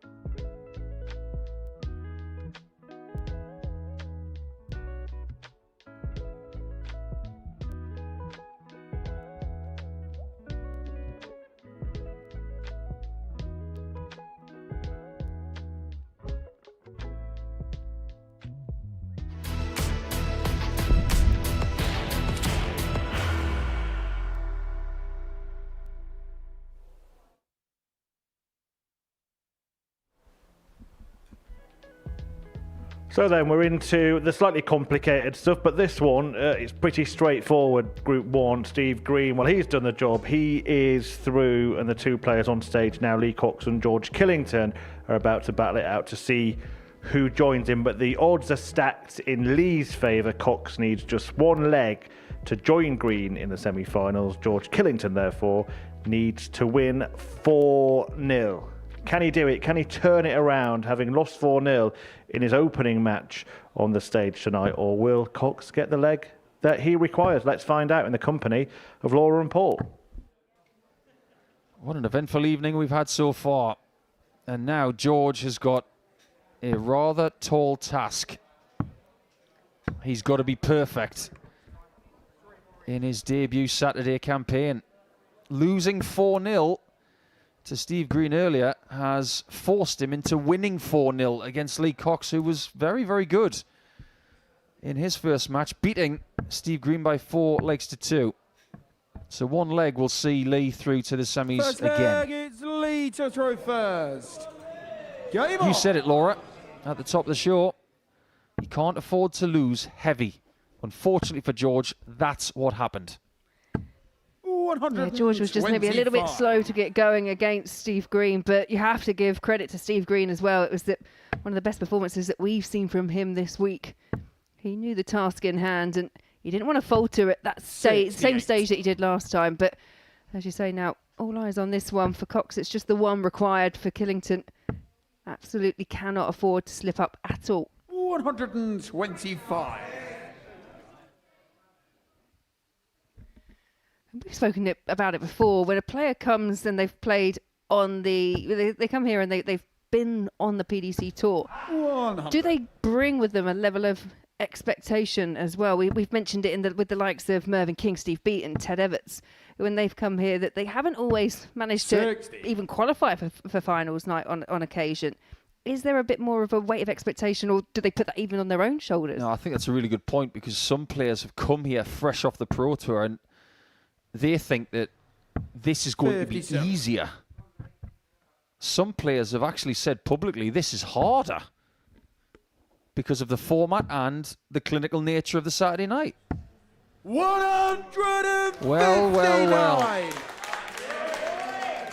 In as little as 90 seconds, this could all be done. 59. Lee require 32.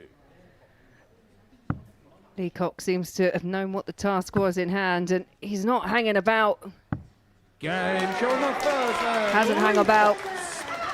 That means Lee Cox, he will find himself through to the semi-finals. Wasn't to be for George Killington. First. And he knew it.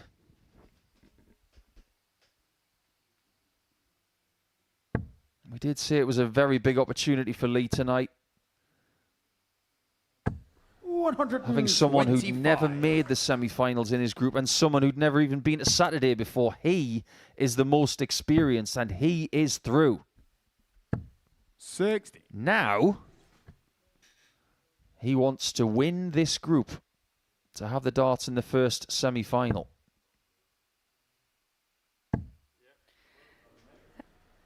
And isn't this sometimes how it goes? George Killington looks slightly dejected, and understandably so, on the stage after having such a good Group A campaign. Has now kicked off with a 125, backs it up with a 140, and is in total command of this second leg. It's very simple how Lee can win this group as well, because he started this game with the same leg difference as Steve Green. He's got to win the game. If he doesn't, Steve Green will win the group. And then Lee would go to the second semi-final against the person who wins the other group. George require 96. And now the shackles are off for Killington. 38. I'm sure we'll see Killington again throughout the course of the year. 127. It's a very apt point to make. But first, let's see if this leg is won. Double top. 18. He hasn't got his first leg of the night just yet. 54. He's running out of opportunities. Yeah, without a big slip from Lee Cox, Up for tops, though. 14. Georgia require 40. He waves it off.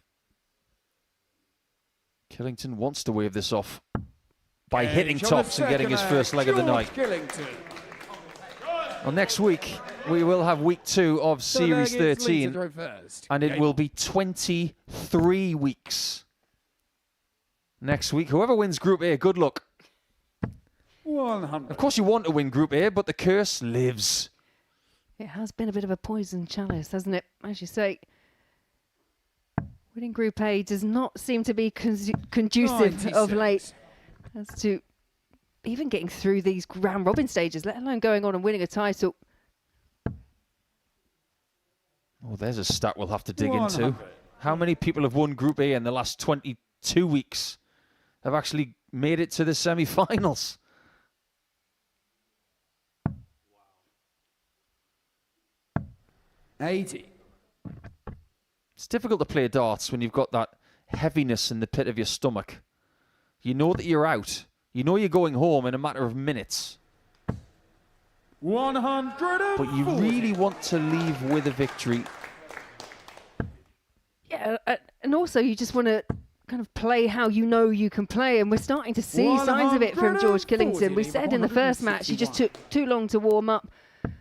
Starting to do it now, but as you say, could all just be, it's all going to be academic. Not everybody wins on debut. 77. Some people have to take weeks, months, years. In the case of some, and I'm pointing at you, Lee. It's been years, and you haven't won yet. It could still be his night. 6. 72. Georgia require 95. Yeah, first one found, double 19. 57. That was a flight flicker. Lee require 12.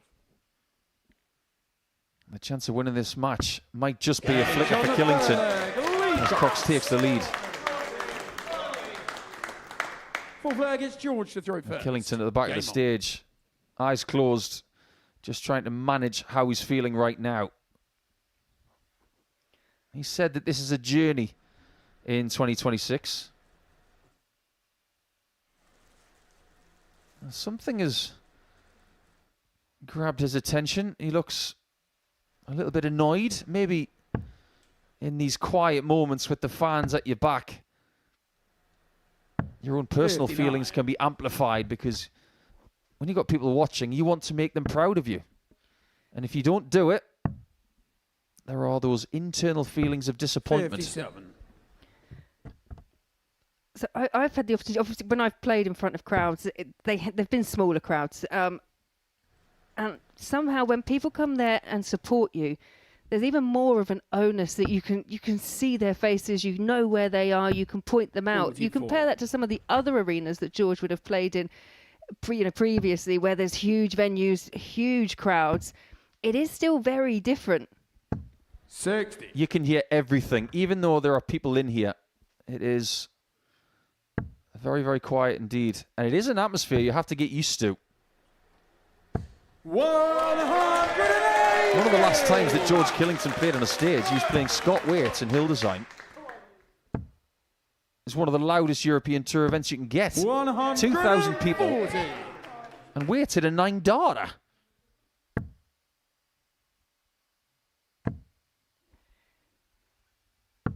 Yeah, I recall some of the times 44. playing at the BDO, now WDF World Championships, and you can genuinely hear conversations that people are actually having at the time. So it's a different skill to be able to block out that kind of noise. When it's just a wall of noise, it's easier. Absolutely. It's the same in Gibraltar when we used to go there with the PDC. 44. Oddly, dart players like large white noise more than anything because it feels like you're playing within your own head. You can't hear one individual person. 100. So it is a Georgia skill to require play here on a 130. Saturday night. Something that George will have to grow into potentially. Can he find the bullseye? 92. He's left double 19 again. How many times does he want to leave double 19 in one game? Yeah, I think every time he's gone for a double, it has involved a double 19 in some way, shape or form, and it's not one that's gone for him yet. Third leg, the champ.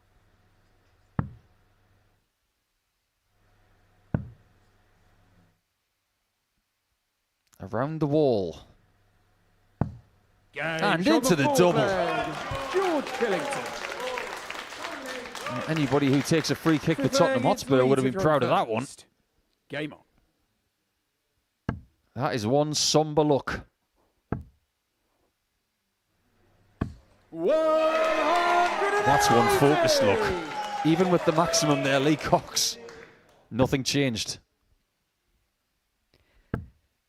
And I think Lee Cox is just feeding off the energy. You can hear the reaction from the crowd when he does hit a maximum. You can see that he's got the support there as well. And that can make a lot of difference when things are going well. When things aren't going well, it sometimes has the opposite effect. You think about the players who are already through to the semi-finals tonight. Steve Green and Lee Cox. 90. If Lee wins tonight, get the hankies out. Could be just like Keegan Brown all over again. Keegan loves us reminding him of that, doesn't he? I loved it. It shows that winning matters. Absolutely. It's that raw reaction, the emotion, everything that you've done in the last week, it's just pouring out. Or for the likes of Lee Cox, as you say, the last 16 times that he's been it.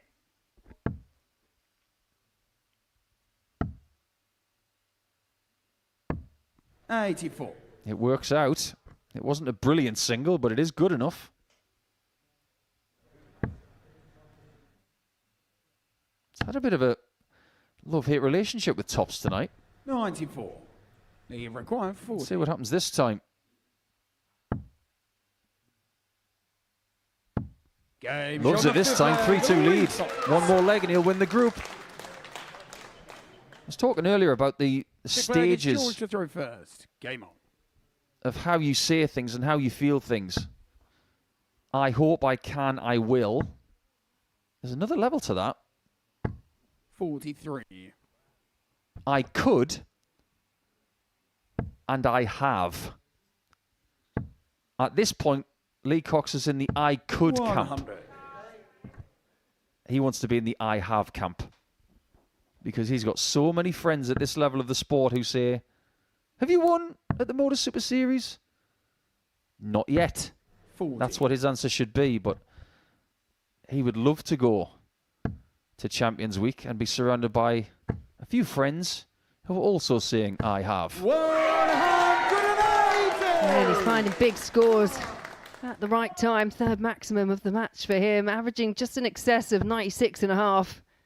This is the performance of the night so far. This kind of level, if sustained, could prove to be the time where Cox is the winner. 125. 96 after 9.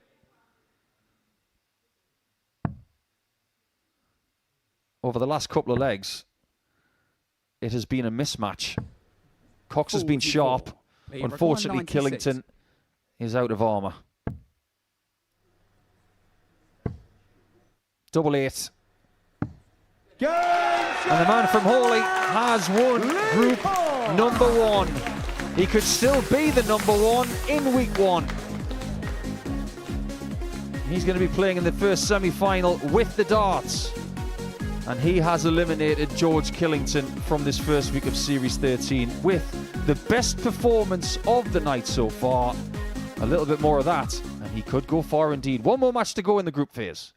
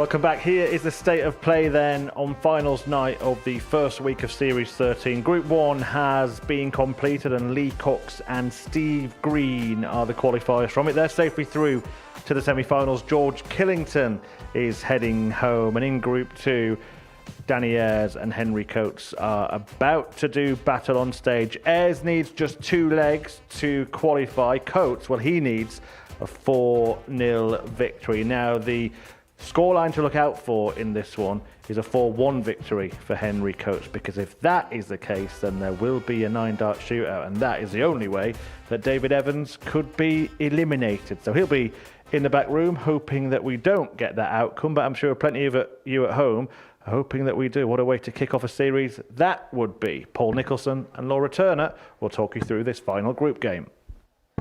Yeah, it's time to find out if we are going to have a 9-dart shootout in our first weekly finals of Series 13. Sam Mulliner said on Monday morning that Series 13 was going to be unlucky for some. He might be right. But would he be referring to tonight? First leg, it's Danny to throw George first. Killington has been eliminated Game from on. Group 1. So Steve Green will be in semi-final number 2, playing the winner of Group 2. As to who that's going to be, we've got no idea, Laura. No, we're none the wiser, are we? But Henry Coates, he cut a frustrated figure as he left the stage after losing 4 legs to 1 to David Evans, but that favour was gifted back to, via Danny Ayres, who beat Evans 4-1, as you say. So we've got this 9-dart prospect, but 60. Danny Ayres, he just looks so comfy when he's up on the stage at the moment. Yeah, he looks like he belongs now. 85. When you are confident, you've got to ride that wave. Continue to do the right things and use that mental confidence to get as much out of that spell of your career as possible. 96. And on paper, and arguably, you wouldn't put it past Coates to be able to get a 4-0 or a 4-1 victory over a player like Danny Ayres, but it's how quickly he can recover after the 81. disappointment of that opening match. All the pressure is now on his shoulders. Well, this is what was happening on Monday morning. He was playing poorly in round 1, and then he was able to respond thereafter. 85. He will have to do it again.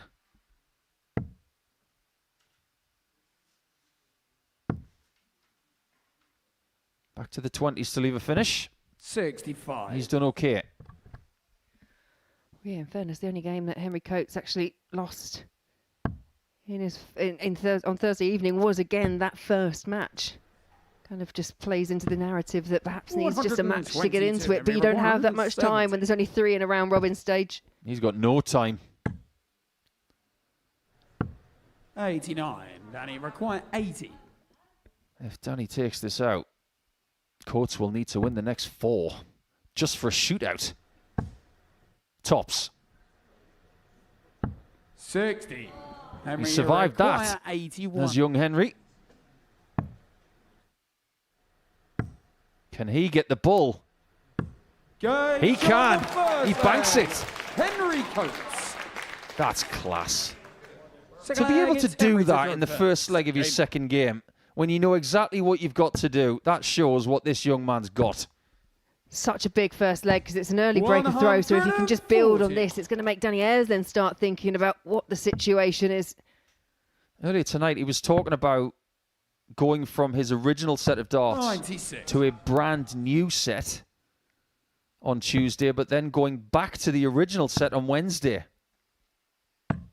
43. It's not a great deal of difference between the two. But it shows that even at the age of 19, how particular these young stars are. Yeah, particular, but they're probably also trying to work things out. I think players, especially players that are very established now, they know exactly what they like in terms of the equipment that they use. But there's nothing wrong with the equipment that Henry Coates is using. Not at all. 138. I mean, 138. This could be one of those performances that we saw from him in Group B. Double 12. 114. Danny require That's another chance for 167. Ayres, but he's been left in the shadows here.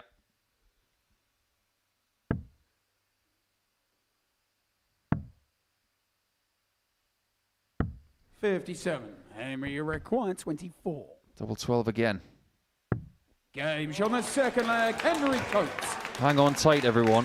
Things are about Third to leg, get it's Danny very, to throw very first. interesting. Game on. So far, it's a really measured performance, isn't it, from Henry Coates? It's a holding 13 that, when you have been brushed aside 58. 4 legs to 1, and you know that you not only just have to win, you have to win by a scoreline. That's quite difficult.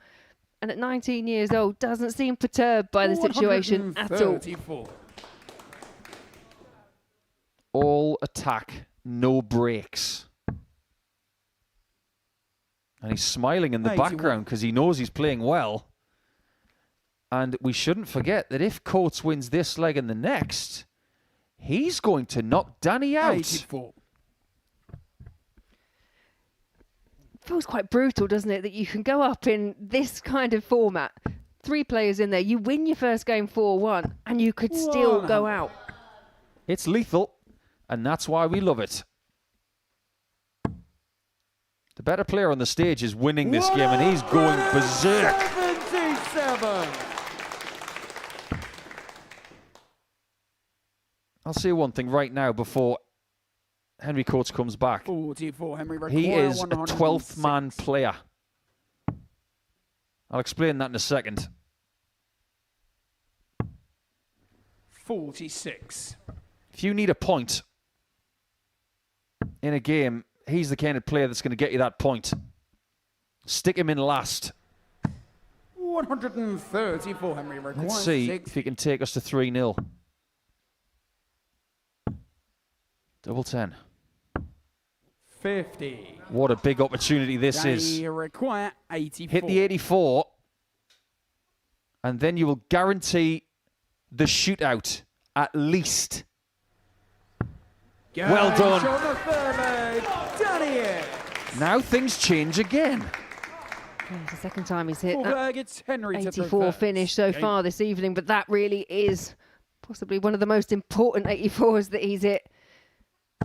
95. The interesting thing is, if Henry had hit that 60 checkout, it would have been all on this leg. Danny could have gone out. 60. Henry could have gone through. But now, the intricacy in game number 6 of the night is different. 40. It just acts now as a little bit more of a safety net for Danny Ayres. He knows, I presume he will know, that at the very least there'll be a 9-dart shootout. 96. I'll tell you who doesn't want one.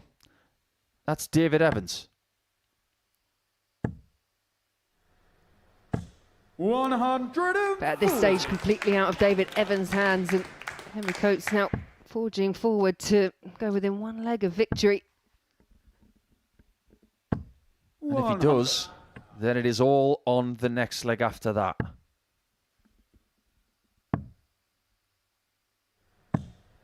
190. Another 2-treble visit from a fabulous youngster who last night was described by David Evans as someone who could do exactly what Littler's done. That's the ultimate compliment. 85. Yeah, David Evans full of praise for the level of standard that Henry Coates can produce.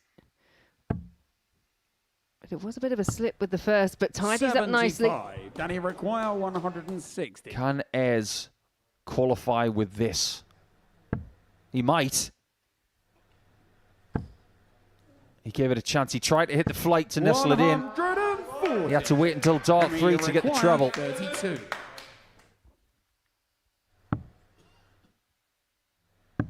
Game One of the biggest darts of the week. Henry Coates. And now he's got to find another one. It's The flag is all Danny on to this throw leg. first. Game on. If Coates wins it, 9-dart shootout. If Ayres wins with the darts, he will knock Henry out and take himself through. 60. And they were high, they were edgy darts from Danny Ayres. But there's nothing edgy about this from Henry Coates. 140. You and I looked at the group breakdown last night when David Evans was sitting next to us, and we said, that group is deadly. 96. It has not disappointed. What a performance this is. Under the pressure. He's averaging 97. That's creeping up to 99. I was going to say in a leg that would see him ensure at least a 9-dart shootout. Back-to-back 140s to kick off. He's not slowing down. Now Danny needs mistakes from Henry to get a chance of qualifying without a shootout. 60. Henry, you require 81. Is it shootout time in Series 13, Week 1? 41. Not yet. Danny, you require 145. Well, this would be some way to book your place through to the semi-finals. My word, that was close. 105. They're both on the same number. Henry, you require 40. With two very different motives. Huge fives. Finds it. We are going to a shootout. Group 2 has not disappointed tonight. There's going to be more darts before the semi-finals, so do not go anywhere. Big puff of the cheeks from Coates, who recovers after losing 4-1 in his first game. He was the better player. And Danny Ayres, even if he was to just get the one leg, he's now got more to do tonight.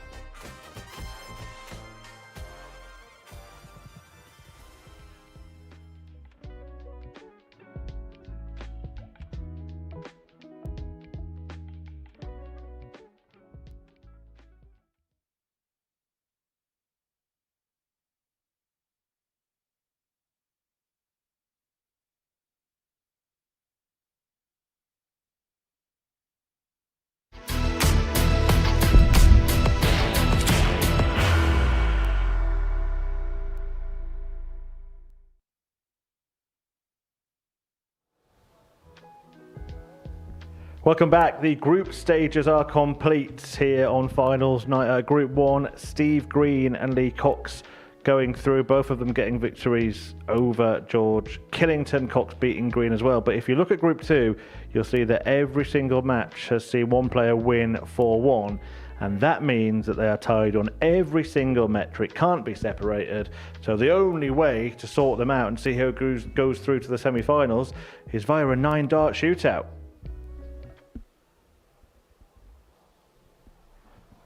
I was expecting a little video to play there, Laura. That's what I was told, but never mind. Yeah, 9-dart shootout coming in. Yeah, drama here on Saturday night. And the players, I mean, what a way to start a series. And what are they thinking backstage now? Yeah, I imagine Dave Evans obviously kicking off with that first, that first win, 4-1. You think, right, I'm comfortable, I'm confident, I'm going to get through this. So the fact that he's gone off, won that, then obviously got beaten 4-1, and then for Henry Coates as well to then come along and beat Danny Ayres, who we've waxed lyrical about. He's gone in as the favourite as well. For that to happen, you've got to give kudos to Henry as well, because he knew what he had to do. And yeah, we get a 9-dart shootout. We certainly do. If you don't know how a 9-dart shootout works, take a look at this. Here at the Modus Super Series, we love a proper shootout. On finals night, if each player in the group wins a match and all the results are the same, then we go to a 9-dart shootout to decide who progresses to the semi-finals. Each player throws 9 darts. The 2 players with the highest score go through and the loser gets an early bath. If any players are tied, then we have 3 more darts each until we have a winner. So now you know what it's all about. Sit back, put your feet up and enjoy the shootout. Game on! Yeah, so that's how it works, as explained by Owen Binks, who will be overseeing the 9-dart shootout. Laura, I've just had news, actually. They've done the bull in the background to work out the order. Henry Coates lost it, so he will throw first. Danny Ayres won it, and he chose to throw last. You can understand the thinking there, which means that David Evans was in the middle and stays in the middle. Who's got the advantage? Well, I think from a personal point of view, I would have done exactly what Danny did and thrown last, because then you know what you've got to do. But ultimately, it's who holds it all together up there. We know that they can all put in those big scores, and we've seen some emphatic. I remember the international pairs one that we just saw in the promo there. But for me, yeah, it's who holds it all together. And I think they're 3 players that can. They've shown that they can. Yeah, I mean, we've seen some 9-dart shootouts here before. I can remember that incredible one, 2 180s from Scott Campbell. He only threw 6 darts as well in that pairs event. But the pressure in matches, the pressure is the double, isn't it? But here you're throwing all of your darts, well, hopefully at the treble 20, it's the highest possible score. The pressure to try and find at least one treble every visit must be huge. It's got to be, absolutely, yeah. You think if Henry kicks off, well, he's only just come off the stage, he'll be absolutely buzzing, the adrenaline will still be there, he'll be pumped up. He's forced this scenario, he's made this situation happen to try and give himself a chance to make the semi-finals. If he can kick off with something big, then all that pressure goes back onto Dave and then back onto Danny, because even though Danny's opted to go third, he's still going to have to score, he's still going to have to beat what's in front of him. And it's Henry that's forced this situation, isn't it? So, I mean, we talked about the advantage or disadvantage of the order that they're in, but what about momentum? What about the fact that he was feeling maybe dead and buried in this evening, and now he finds himself in with a second chance? In that match against Danny, there was a point that he looked super confident. He was almost smiling at the back of the oche, and I think he was only kind of, a couple of legs up. So he's obviously feeling good. And I agree. I think the fact that he's just coming straight off to come straight back up, he will be feeling great. Danny will be feeling not as good. And Dave Evans, I think, will be really perturbed by it, because he was the one that kicked off. If you win that first game 4-1, you're going to think you're in. You're pretty much guaranteed to be in. Yeah, so the opposite side of the coin then for him, will he be kind of up there going, oh, I wish I wasn't doing this? It's better than being out. That's let's be honest. But yeah, I think out of all of them, Dave will be like, oh, how did I find myself here? I had chances. He had chances to win other legs against Danny Ayres. And if he'd done that, this wouldn't be happening. So maybe for Dave, it's just about that focus and that work that he's doing off the oche, if he can put that into play here. Just been given a slight correction, actually. Danny Ayres chose to go second, so he did win the bullseye, but he has gone second. Is that a ploy to take pressure off himself, do you think? Perhaps, yeah, because then, as we were just talking about, the fact that you're seeing everyone do it in front of you, it's nice to know what you've got to do, but if all of a sudden, the target is 180, then there's a lot of pressure applied. Yeah, absolutely. I mean, of the players, you did say, actually, right at the start, this group's going to be hard to call, and we're in this position now, but of the players, Is there anyone out of them that this might suit better? I don't think there is. I really don't. I guess right now, in this particular moment, I'm thinking that Henry and Dave might fare slightly better because Danny has just come off the back of a loss, has had no time to recover, has to pick himself back up and make sure he gets through. He's won the ball, and but how much of an advantage that is in this kind of scenario, it remains to be seen. Right, drama on the first week of Series 13. It is a 9-dart shootout to determine which two players go through to the semi-finals from this group. The lowest score after 9 darts will be eliminated, and Paul Nicholson will talk you through the shootout. Here we go then. More darts for you and more drama. And it's just like the end of 2022 when we had our first 9-dart shootout in this building.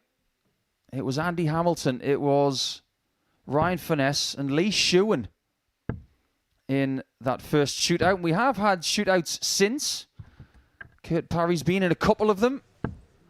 And it was a 9-dart shootout that really ignited the career of Jimmy Van Schie in this building. Could that possibly happen to one of these guys? 2 will progress. 1 will leave. This is the equivalent of a penalty shootout.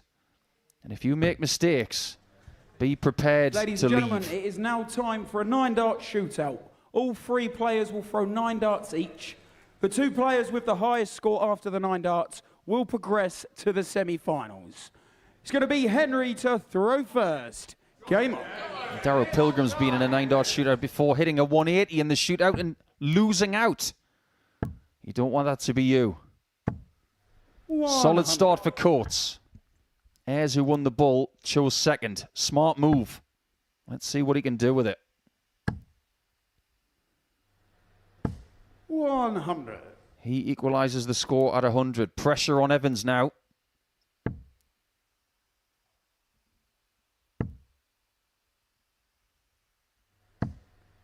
He was forced to stay upstairs.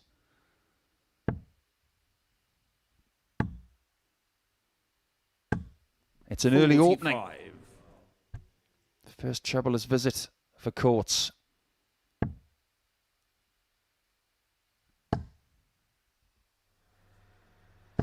$60. 3 trebleless visits on the bounce. Can Evans find the treble this time to get himself back into this with a round to go?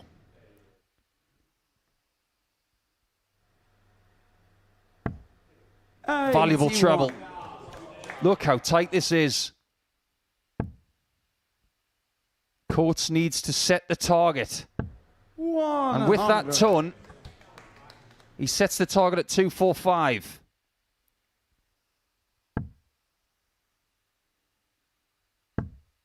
Monstrous. Doesn't get any better. Danny Ayres is through. David Evans.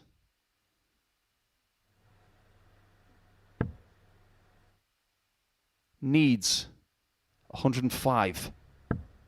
And he's not going to get it. Henry Coates is going to be second, and Danny Ayres is going to win the group via the shootout. It's not going to be a third Whitley title for Stretch. It was dramatic, but how impressive was that maximum from Ayres? Talk about timing. The timing of a Swiss watch, and he's the one who wins the group, and he takes Coates with him.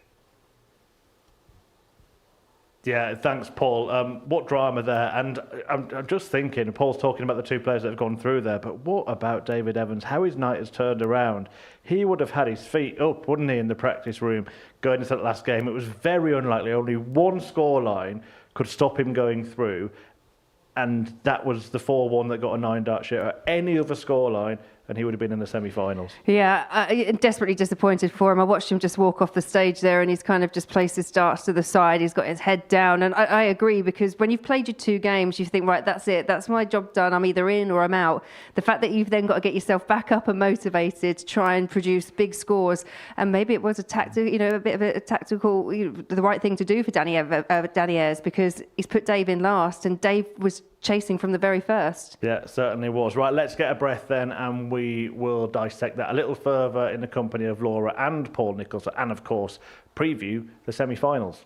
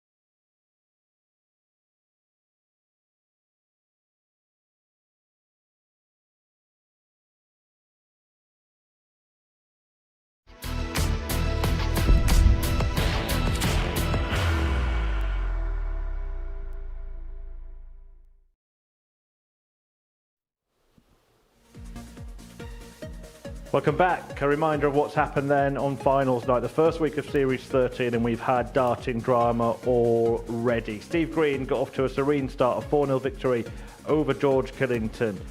He then lost to Lee Cox, that put Cox in the box seat against Killington. He went to beat him in Group 1, but in Group 2, David Evans defeated Henry Coates 4-1. Danny Ayres then got the better of Evans by the same scoreline, and Coates got the 4-1 win that forced a 9-dart shootout. And we just witnessed that before the break. Paul Nicholson has joined myself and Laura. Paul, you provided commentary on it, and it's David Evans who goes out, but could he have done anything differently? A lot of the time when we're in this situation, it's easy for us to say that you could have done something different because we're not the ones that are under pressure. When the heart's beating and when every node in your body is just going 10 to the dozen. The thing is, on his penultimate dart, he should have gone for the bull. You need 105, you get a 20. If you get a 25 or a bullseye, you then have the option of going back to the treble 20 to get the 105 you need. And he blocked that treble 20 a bit. He did, yeah. I thought at that point, I didn't say it in commentary, but I thought what you got to do is go for the bull here. If you get the bullseye, you've got other options. 25, you've still got the block target to get it. But what did he not have on Dart 3? Any options at all. You missed the treble, then you're snookered. But this is the intricacy of a 9-dart shootout. And if you notice, Laura, he did actually look across at the score, didn't he, before Dart 3? And how many times do people sit in that commentary box and say, make sure you know exactly where you are going into the visit, not during it? Yeah, and I'd like to think that he knew what he needed to get, but obviously that double could have just been that look over of just disbelief from being in a position where he's gone out, he's played well, he's won his first game, he's beaten one of the favourites in Henry, and then finds himself absolutely like embroiled in this 9-dart shootout that he never expected to be in. No one ever does, but yeah, unfortunately out of the three of them, it was Dave that just couldn't find the big scores at the right time. Yeah, what a way for Danny Ayres to secure it, by the way. But Paul, just talk us through this now as David Evans is approaching the hockey. Yeah, first start incoming. You want the first start to be in the treble, but it's not. So what he's decided to do is go back to the treble here with a slightly blocked target, and as soon as you miss it, you know you can't do it. But if you get a ball at 25, you're still in with a shout, with a dart to go. It's what we call, in this era of darts, last dart mentality, because you want to make sure that you can still do something with that last dart. You couldn't do anything with it. And this is a great lesson for young players. If you want to do the right things at the right times, you've got to make sure you can use that third dart for something. Right. He is out, and it's quite unbelievable. As Laura just mentioned, he was pretty much home and hosed, but somehow his night has turned into a disaster. This is the lineup for the semi-finals, not including David Evans somehow. It's Lee Cox taking on Henry Coates, and Danny Ayres taking on Steve Green. Now, I have to say, there's now another dynamic in each of those semi-finals, because one of the players in each of them has been through that, and the other players have been just preparing for their semi-final. Yeah, it's interesting now that we have 4 players that haven't won on this stage as well. Somebody's going to have a very good night. We said there was a big opportunity for Lee Cox. He's the person who's probably been under the least amount of drama tonight for a change, and that's a nice refreshing thing for him. So we'll see how he does being the first person throwing darts in the semi-finals, but a big opportunity for someone now. Yeah, and you mentioned it right at the start of the show that this time there hasn't been that drama that seems to follow Lee around in this building, but it hasn't been there this week. It hasn't, no. I spoke to his partner, as you know, who's here to support as well, and she said, no, it's been great. She's been able to sit at home, watch and actually enjoy it instead of panicking. But he's just looked more comfortable. He's looked more self-assured up on the stage. He's doing the right things at the right time. As much as, you know, it's something we say, he's actually now doing it. It's taken him a while to get the formula right, and who's to say that it's not tonight that he gets it to perfection? Yeah, absolutely. It could be the time for him. It's been a long time coming, as he said to you at the start of the show. What about Steve Green, who he's kind of made an instant impact here at the Super Series, and he could be grabbing it at the second possible opportunity? He looked really good when he was first here playing Group A in the previous series. I was impressed with him. I didn't know a great deal about him, seen some of his numbers online and wondered what he was capable of. When you come to the Modus Super Series, we can analyse what you do technically, we can see what your likelihoods are, what your counting's like, and a lot of the stuff he was doing in Group A the previous time was very assured. This week he wasn't as assured. He was having to scrap, he was having to use other qualities. But tonight, Laura and I think he's looking energised. Whatever's happened between the end of Group C yesterday and tonight, it has worked, because he looks in much better nick than at any point this week. And the way he started, I mean, well, first of all, it put paid to George Killington's chances realistically. Did he just get kind of caught cold, a bit of a culture shock, playing on a Saturday night here in front of this? It's a very different crowd, isn't it, to play in front of? It is a very different crowd. And again, we try and surmise, don't we? We try and kind of try and understand why something has happened or the reasons for it. And maybe it's just having those couple of days off, hasn't been playing as much as the other players who are coming in straight off of playing all day yesterday. So there's that element of it. He looked like he was just trying to warm into it, and obviously you just don't get enough time. It's only a race to 4, but for me, Steve Green, you've got to give him a lot of credit as well, because it was one of the best performances we've seen from him this week. And to do that, to beat George Killington, who was again another, you know, someone who people were looking at as a favourite, to do it 4-0 when you were coming in as the outsider, very impressive. Look, an emphatic win in your first match isn't an absolute guarantee that you're going to get through, as Danny Ayres found out, had to go through the 9-dart shootout, of course. But when he did turn up and produce that performance in his first game, he looked $1 million, didn't he? He did look $1 million. He looked more like $100,000 in the next one. But what a dramatic night he's had. And the ability to play that well in your first game and to play that well at the end of the shootout, we are learning about Danny as each week goes by. He can handle pressure. And if you can do the kind of things that we're seeing from him over the last 3 days, he's going to have a very good 2026. What about Henry then? Because we thought he was getting his coat, didn't we? But he's managed to leave it for now, and he's back on the stage after, first of all, forcing the 9-dart shootout. Look, you make your own luck, don't you? And he took it.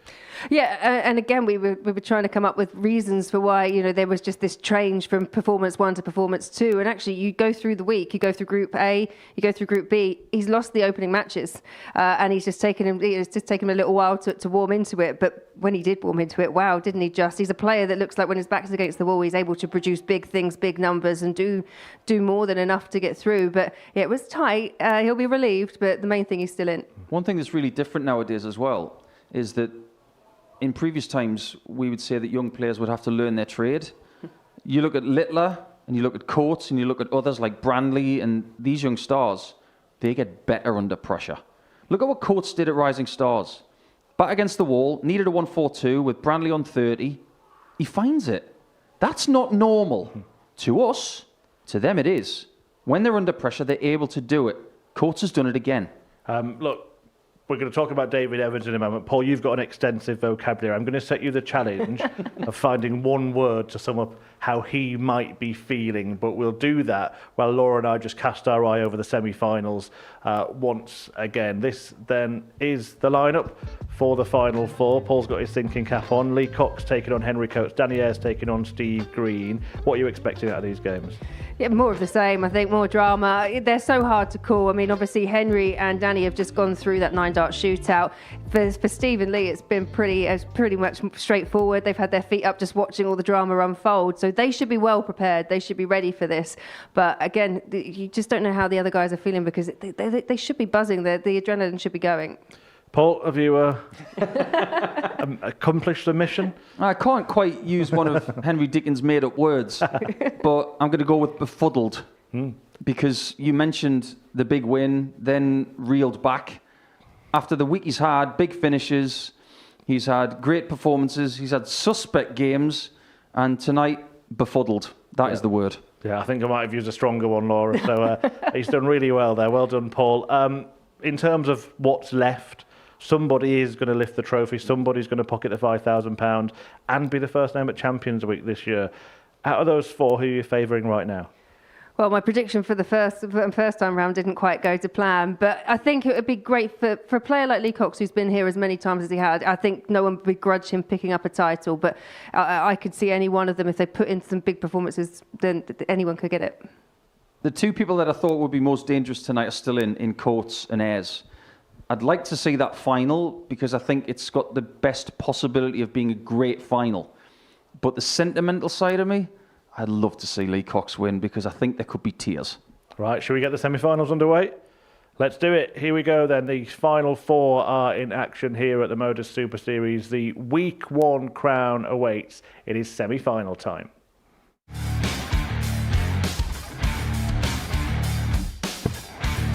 Double eight. And the man from Hawley has won. Huge fives. Finds it. We are going to a shootout.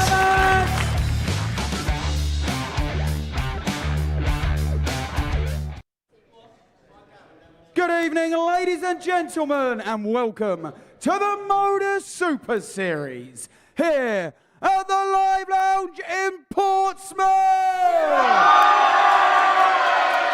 It's time to introduce the semi-finalists. Would you please welcome to the stage? He is a former PDC Development Tour winner, Triple H, Henry Coates, and his opponent is a two-time former PDC Challenge Tour winner, Crafty Coxie, Lee Cox.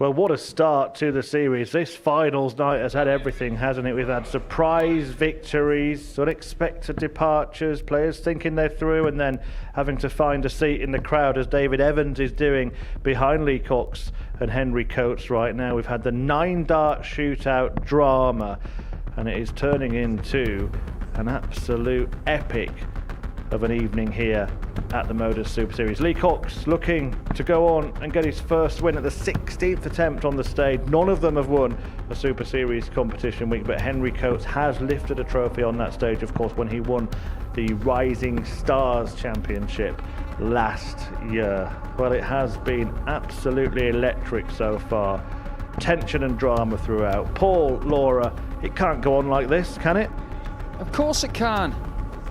Oh, ye of little faith. Well, if you think things have been tight over the last few hours, get a load of this.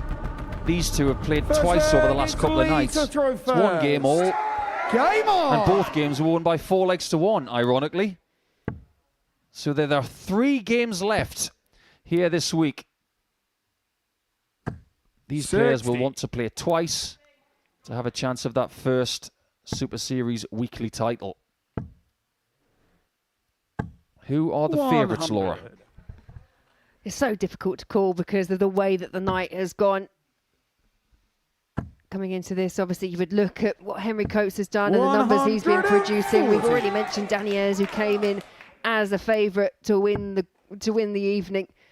But Lee Cox has been producing big numbers. He's had the performance of the evening so far as well. We said earlier, didn't we? We sensed that this felt like an open week, a week of opportunity for someone who just wants to take it with both hands. It's definitely one that's there to be won. There's no one that's particularly dominating for me. That's true. 100. What we have to address as well is that Lee is possibly getting Coates at the wrong time. Based on results from the week, Henry has been weaker at the start of a session. Towards the end, he's been very strong. 47. Lee, you require 147.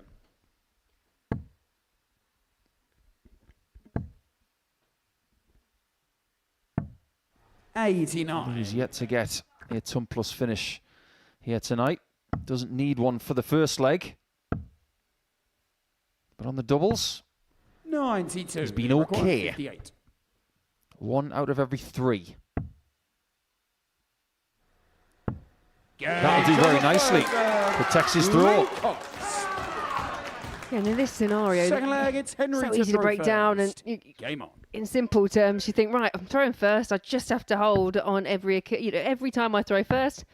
Let me just hold my throw. I get through to the final. That is the scenario for Lee Cox. But actually, if you look at how the whole evening has gone, the only player to actually have been able to hold throw so far tonight has been Lee Cox.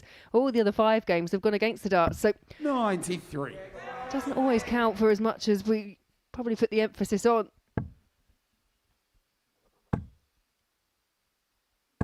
60. Miraculously, in a night that's been so dramatic, we have not had a game go the distance.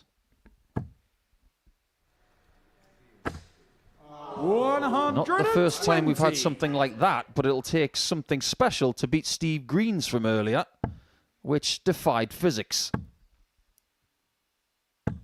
140. There's a real buzz about this place now. Everybody wants to know who the first weekly winner will be. 60. Henry, you require 167. Yeah, the audience can't take their eyes off the action, and these are the reasons why. 95. I do agree. Henry Coates, he's one of those players that just seems to get better and better as the evening goes on, as the week's gone on as well. You can see that improvement. 140. Henry requires Miraculously, 72. we have not had a ton plus checkout tonight. However, 32. we might We get require 2 little 88. snowmen.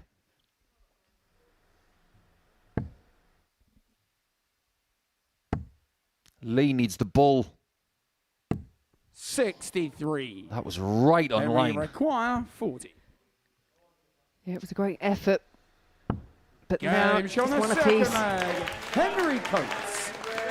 Henry Coates, at the age of just 19, one of those players that, Game on. do they say pressures for tyres? And he makes that, he just kind of epitomises that.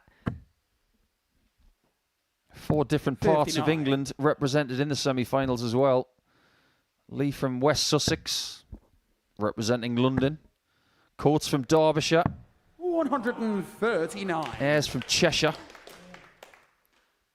And Steve Green, northwest of England, via Wales. 100.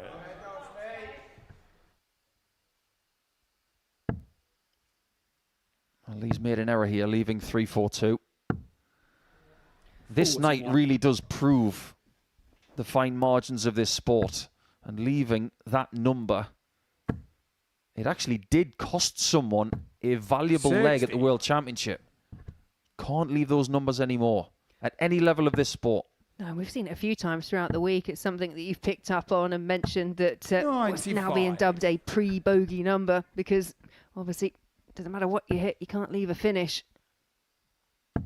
You can from here. 125. That's how you do it. Just about. But you fancy that Coates is going to be better off. He's looking to get a break of throw. 135. Leah require 157. That could have been better. Is this going to be the first ton plus checkout of the night? We have to wait. 78 left. 91. Henry require 91. Well, this really would hurt. 91 required. Double 16. Thunderous. When that dart hit the board, Henry Coates. it did not want to go anywhere else. He threw that with a real purpose. Break a throw for Coates. Now all of a sudden, he has the advantage. And the only way 56. that Cox gets it back is if he breaks at some point.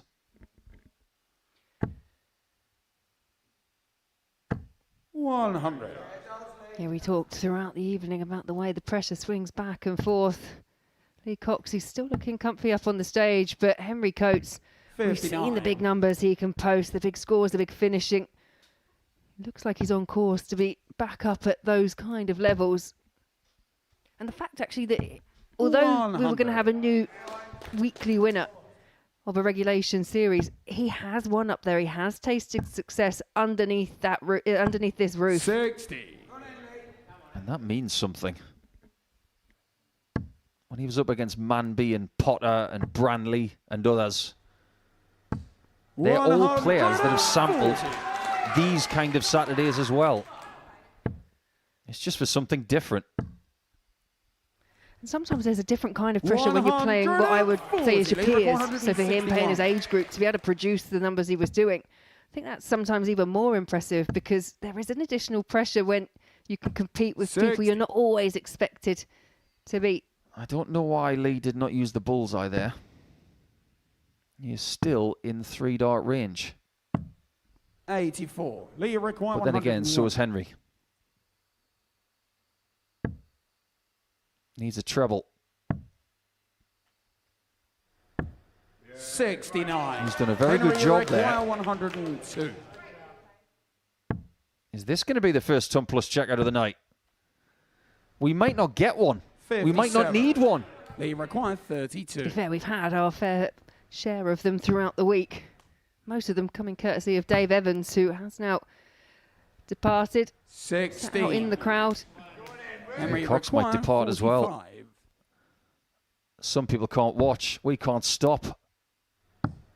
That double 16 is at Coates' mercy. Is this where the Lee Cox journey ends in week 1? Game on. He's never made a final. At this rate, Henry Coates can't stop making finals. Yeah, and off the back of that 101, a score that you didn't think he really should have left in the first place, he's done well to leave himself on a double, and then just the fact that he's fluffed his lines at the end, he could have made it 2 or could have got that valuable break, and now he cannot afford to make any more mistakes. Now Lee has got to do to Coates 96. what he's done to Lee. Win 3 straight. But this young man is very hard to stop. 140.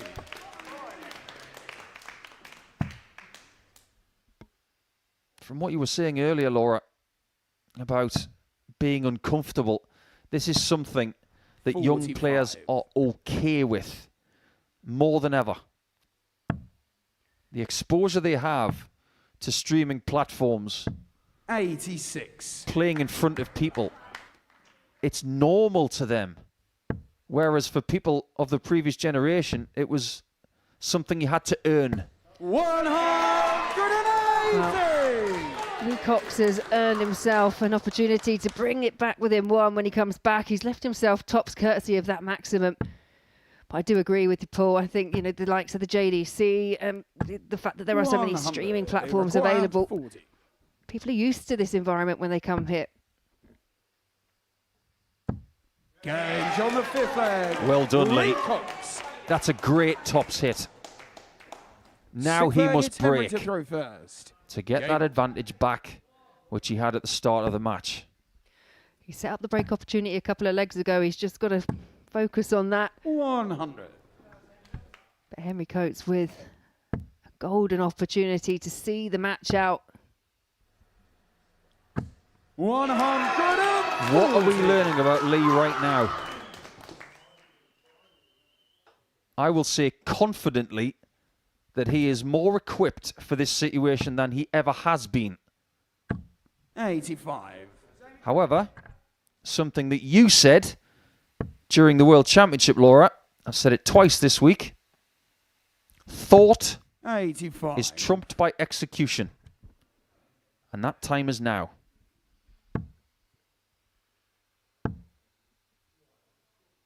Well, that is perfectly executed by Henry Coates. First down to a finish, despite the fight that Lee Cox is putting up.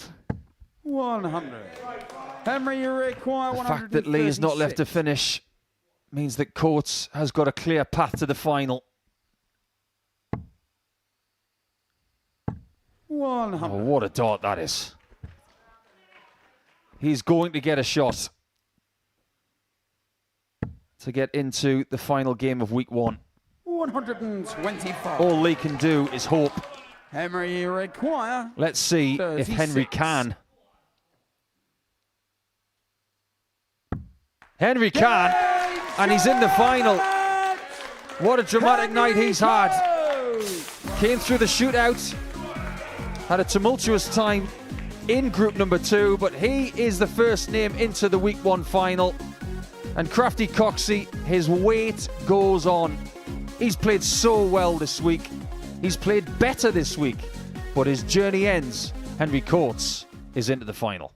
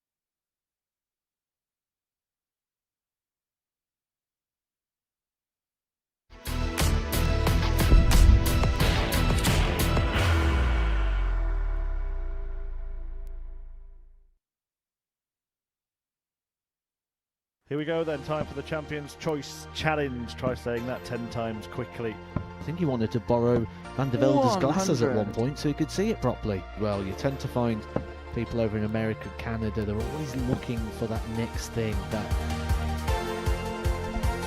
Yeah, the players here at the Super Series are so good, we decided to make darts harder. The Champions' Choice Challenge with smaller trebles and smaller doubles was the test for the Super Series players, and you can see how they fared after tonight's live show.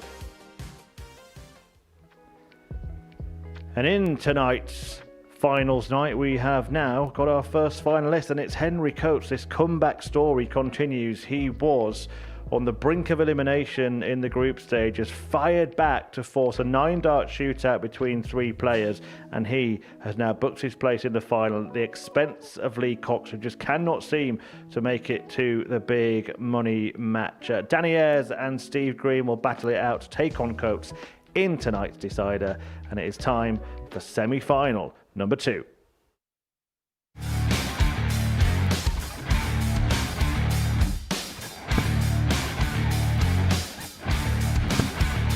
Monstrous. Doesn't get any better. 3 out of 9. And that's just got better. The ideal start for Steve Green. Good evening, ladies and gentlemen, and welcome back to the Modus Super Series here at the Live Lounge in Portsmouth. It's time to meet the second set of semi-finalists. Would you please welcome to the stage is a 3-times PDC Challenge Tour runner-up, Danny Ayres, and his opponent is a back-to-back Modus Super Series finalist, Steve Green.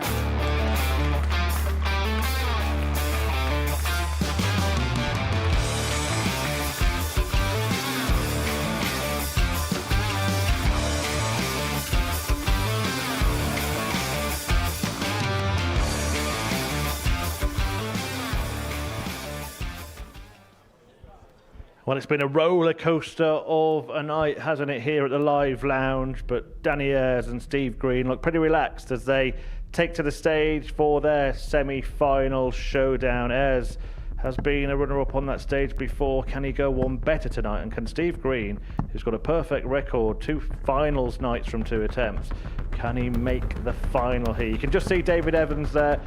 Great to see him sitting in the crowd watching the action after that gut-wrenching exit. Henry Coates kind of causing it with his victory in the group stage, just forcing that 9-dart shootout.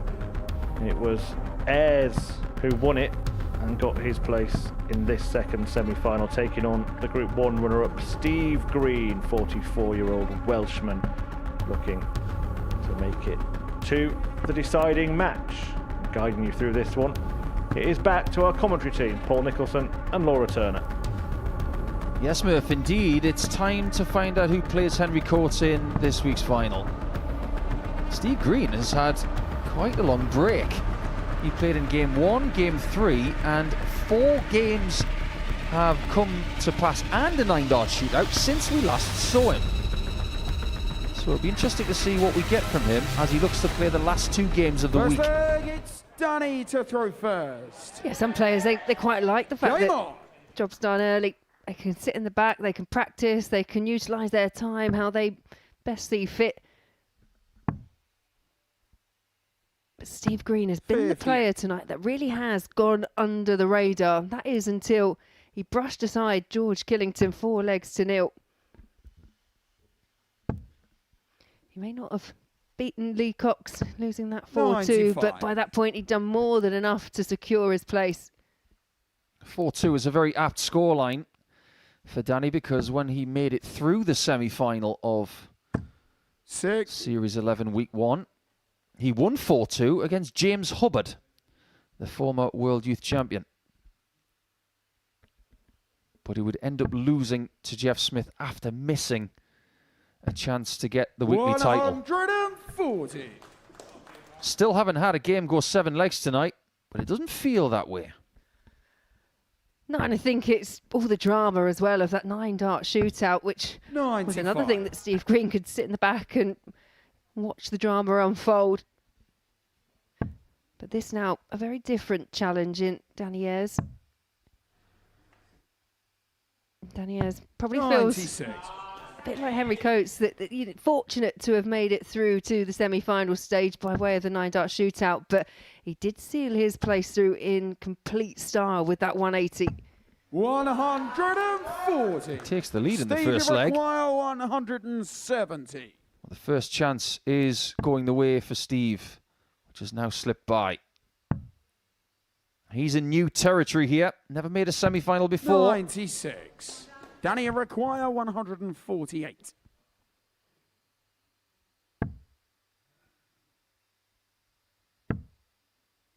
Well, that's a rare slip. In the 9-dart shootout, he didn't slip outside of the 20 bed at all.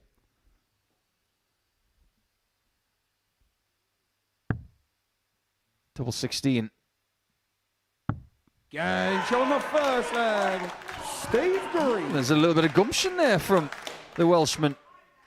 Second leg, it's Steve. And it feels like he's going under the radar a little bit, because if you think about Coates and what he's done this week, he's been hammering that treble 20, especially over the last couple of days. Who genuinely thought that it could be Green's night? We talked about Evans and Ayres and Coates. Green is still here. Yeah, not only is Green still here, but he's taken that first leg as well. Yeah, you look at the weekly figures, and you've mentioned it previously, but the lowest in terms of the stats out of the entire field. But something just seems to have clicked, and it's almost an irony. It feels a bit of like the reverse of his debut, because everything went so well in his group stages. Group A completely dominated, no issue whatsoever, and struggled when it came to finals night. Well, 60. It wasn't plain sailing for him to get through Group C this time. He finished in second place, and only narrowly finishing in second. But everything seems to be going right tonight. And when he's in his first semi-final, his first leg is a 14-darter. 95. Yeah, and he's backing it up here as well. How often do we see that a player will take an early breaker throw, but then can't use the advantage in the next leg? Steve Require 132. Could be a 2-0 lead. It still could, but it depends what he does with this last start. 82. You can question the bullseye start if you wish, but it's worked out pretty well. Yeah, I'd love a champagne shot. 1-3-2. I know Ayres wasn't on a finish, but maybe that's showing that Steve Green's feeling really confident up there. He's going to go for an 18 here. Why wouldn't he? Double 16's been an ally.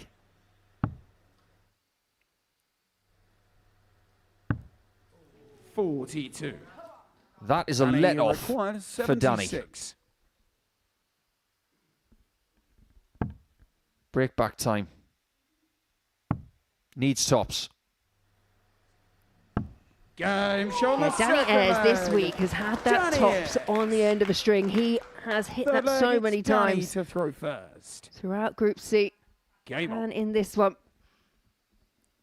If Danny goes on to the final this time around again, when Green goes home, he will have to say to everybody that he cares about that week one, Danny was the boogeyman. In Group C, collectively, it was 8 legs to 1 to the man from Crewe. It wasn't close. 140. But it's also reflective of just the levels that they were producing in their group stage.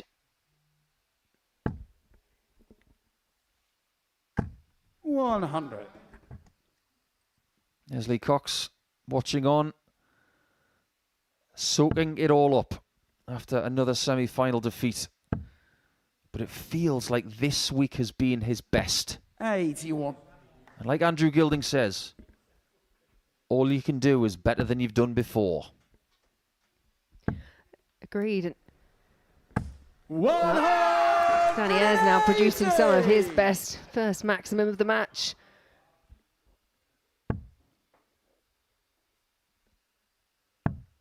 This is quite a good game. A little bit better than anything we've seen tonight so far. 2.5 legs in, both averaging over 100. Who said Group C candidates are the weakest of the weak? Poppycock. Double 10.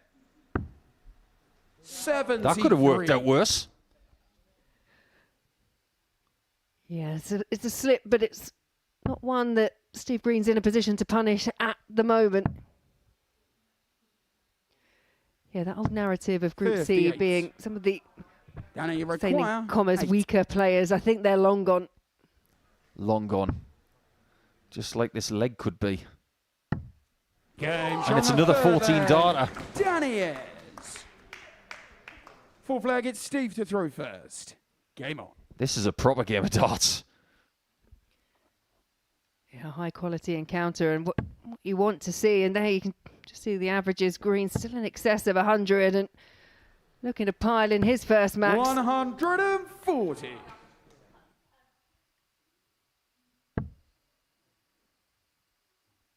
I think the next time that David Evans is here, he'd like to be involved 140. in a finals night that Danny Ayres is not. In Series 11, when Danny was making the final, David Evans lost to Jeff Smith in the semi-finals. It could have been 100. Ayres against Evans in the final. Sometimes this place does throw up a few rivalries. 59. We'll find out what those rivalries are a few months on into 2026. After losing the first leg, Danny's done really well here. But there's a fight back coming. 100. Yeah, Green with... Here's the first one down to a finish. Again, though, it's a long-range one, but he'll have a little bit of time. 6 darts minimum 58. From that position. Steve require 161.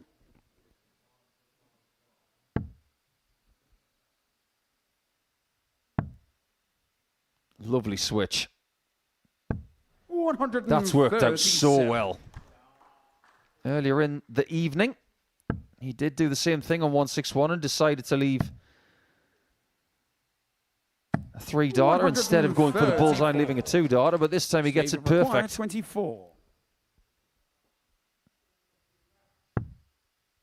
Double 6 for 2-2. The door is not ajar. It has been shut. Steve Green. And the reactions that we're now seeing from Steve Green, ones that we haven't seen throughout the week, particularly. The only one I can think was the one where he qualified through, and understandably so at the end of a tough Group C campaign. But we're starting to see it leg by leg. I think Steve now is starting to believe. 96.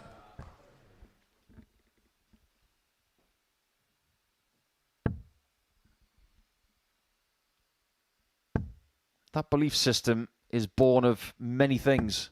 100. Stuff between the ears and also the feel in the fingers.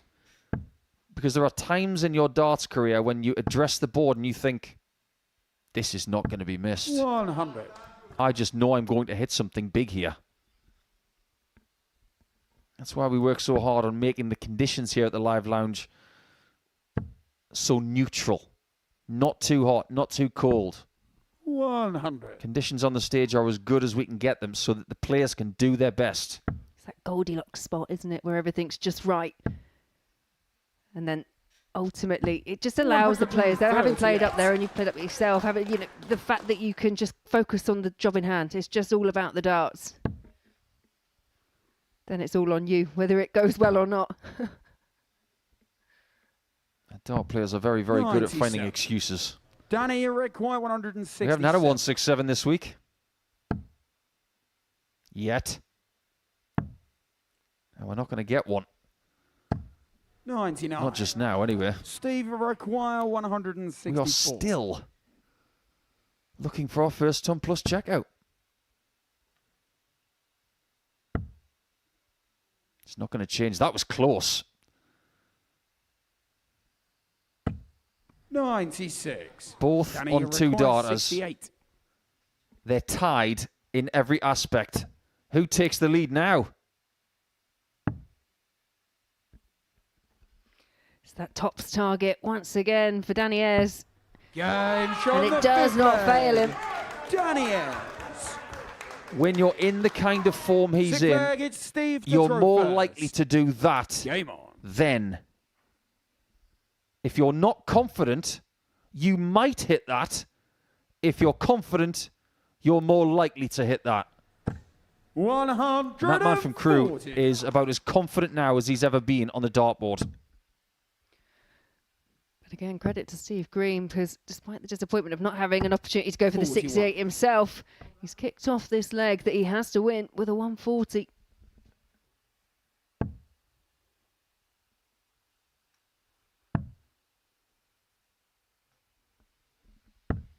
$57.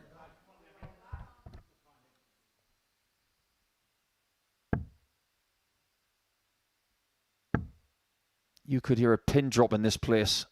97. Who's going to have the perfect start to their season here in Portsmouth? And as the finishing line draws closer, so does the realisation of everything that's on the line, because obviously we talk about the 85. prize money that you'll pick up. You've got the accolade. It's the first time you're going to get your hands on a weekly win, but you look forward to the future. You'll have a place in Champions Week as well. There's a lot to play for. 100. Your planning changes. The middle of April hosts Champions Week.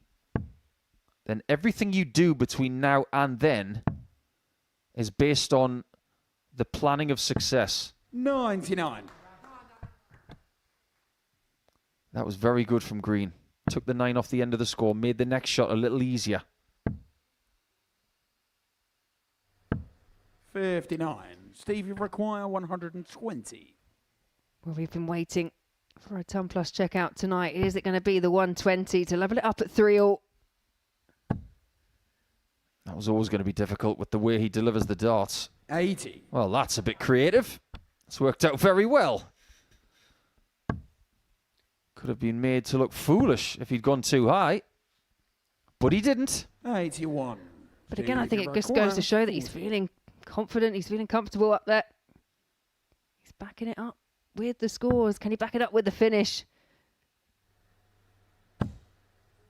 How does he find this? No score. That's the problem in going for Danny, tops with that kind of angle. 123. Giving Danny Ayres a chance to make the final. Yet again, we've not had a ton plus finish here tonight.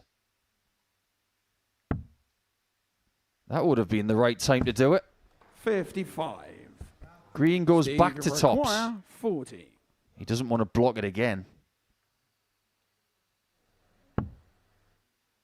He doesn't block it.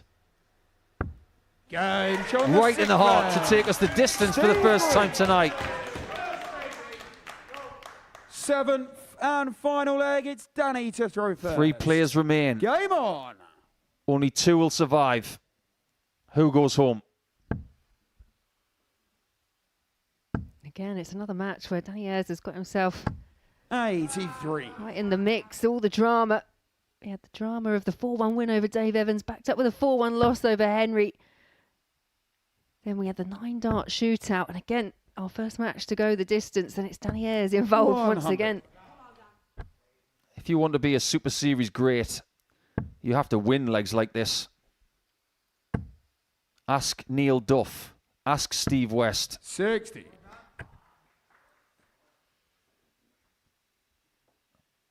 Ask Luke Littler. Not every game he played was 4-0, 4-1. He had his fair share of 4-3s. 100. How about ask Jeff Smith, the former champion? If Ayres had beaten him 100. 2 series ago, he wouldn't have won the series. Talk about fine margins.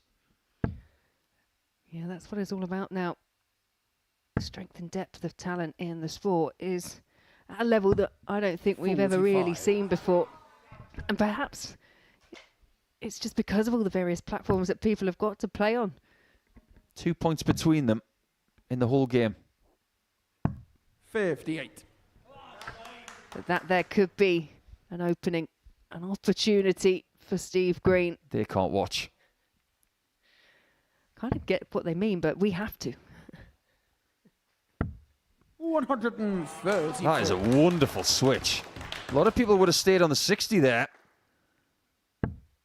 But that is Steve Green's first chance to win this game. 100. He broke in the first leg. Steve, you require 120. He's cultivated this chance. Can he take it?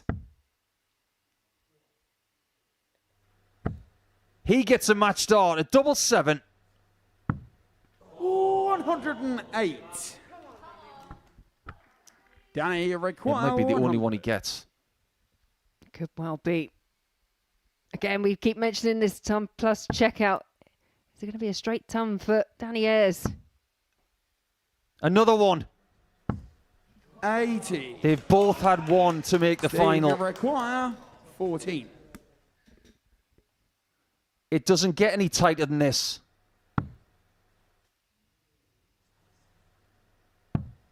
Double two, but only just.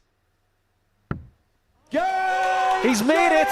He can't quite believe it. Steve Green! So the winner of week one will not be Danny Ayres.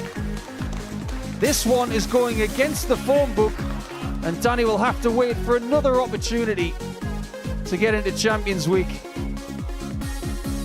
Steve Green, you better believe it. You are in the final with Henry Coates via the tightest game of the entire evening, which has had a 9-dart shootout as well. It was a brilliant game of darts. Green broke in the first leg, he broke in the last leg, and he is through to the final.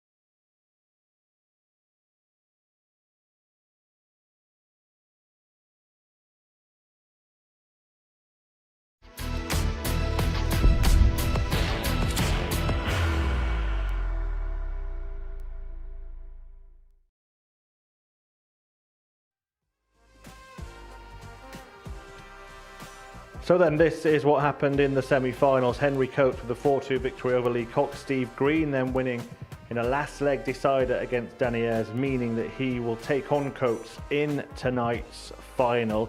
Paul Nicholson and Laura Turner have joined me in the studio. Let's go through each of those matches. And Henry Coates, I mean, he looked like he was out about an hour ago, but now he finds himself in the final. What a turnaround. He can handle pressure, this kid. Where have we said that before? But the good thing is, we are here to witness what this young star can do. When the pressure's been on him this week at the end of daily campaigns to get valuable points for his confidence, when he came into his secondary group, he was able to deliver a better level of performance. And here tonight, when his back has been against the wall, he's found some very critical stuff.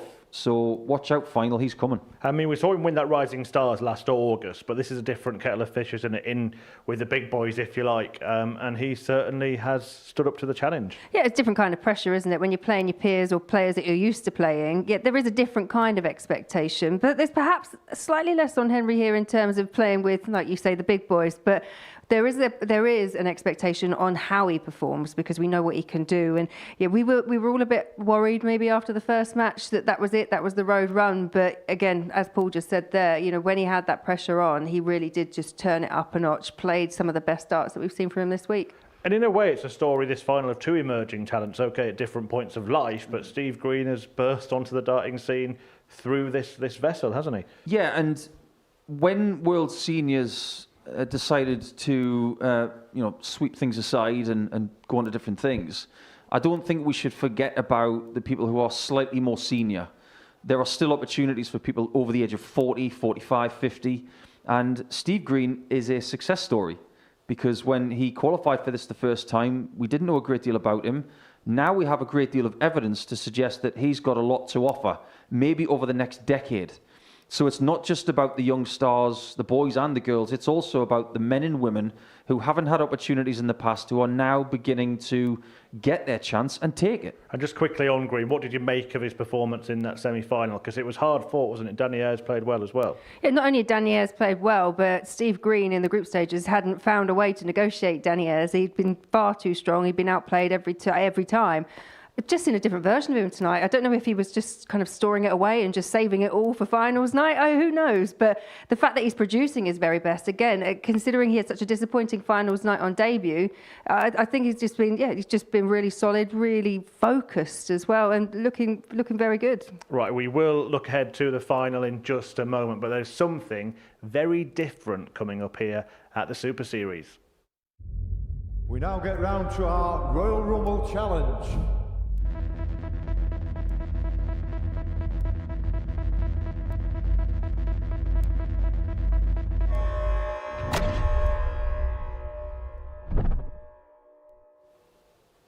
Yeah, the news has been spreading, hasn't it? The Royal Rumble Darts edition. Watch out for it on the Modus Super Series channel here on Pluto TV. And Paul, I believe you were amongst the first people to have coined this concept. What do you make of it? I think I am amongst the first. I don't think I was the very first person to air my opinion that this was a really good idea. Myself, Matthew Edgar, and a few other people who are avid wrestling fans, we thought of the concept of a Royal Rumble Darts event.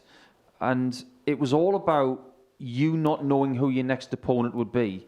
You could possibly win one game to win the whole thing, or you might have to win as many as 30. That's the concept of it. And sometimes we need something a little bit different. That's something that the Modus Super Series has taken with both hands over the last 4 or 5 years. We want to try and create a little bit of interest by doing things slightly differently.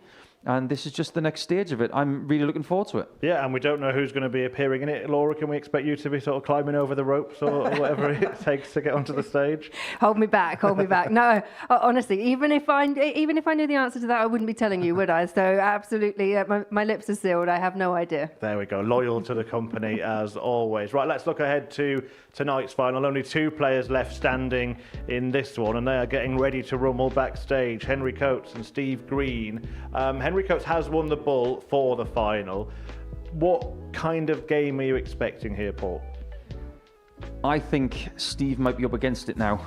I think the emotion that we saw from him at the end of that game, him getting into new territory, is starting to happen hour by hour at the minute. And does he have enough to take care of a Henry Coates who gets better as a night progresses? That can't be ignored. The fact that he's won the bull is not a surprise to me, and I think he feels ready to win, whereas Steve Green is very happy to be there. If he gets the upset tonight, that'll be one of the biggest upsets of the last 12 months for me. Look, you said before that we kind of try and make sense of things that sometimes don't make sense, but it doesn't really matter what we think, does it? It matters what they think. And if Henry Coates is there thinking, well, this is fate, you know, I was out and my name's on the trophy, could that actually just give him that extra percentage to go and finish the job? Yeah, you can go up there and it might make him feel slightly invincible. If he really does feel like all the stars have aligned, everything is going to go his way, then he might play with just that extra element of confidence. In darts at the moment, you only need another kind of 0.5%, 1% to make that all-important difference. So if he goes up there thinking like that, then yeah, absolutely. I agree with Paul. I think, you know, raw emotion from Steve just means that he hasn't got a lot of time to recover.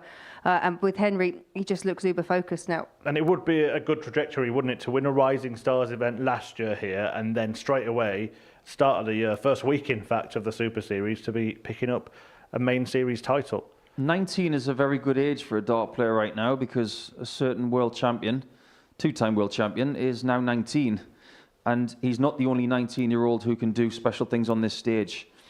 So for him to have that trajectory from his age group, playing his peers, like Laura said, to playing the big boys and potentially coming back for a Champions Week, it's not beyond him.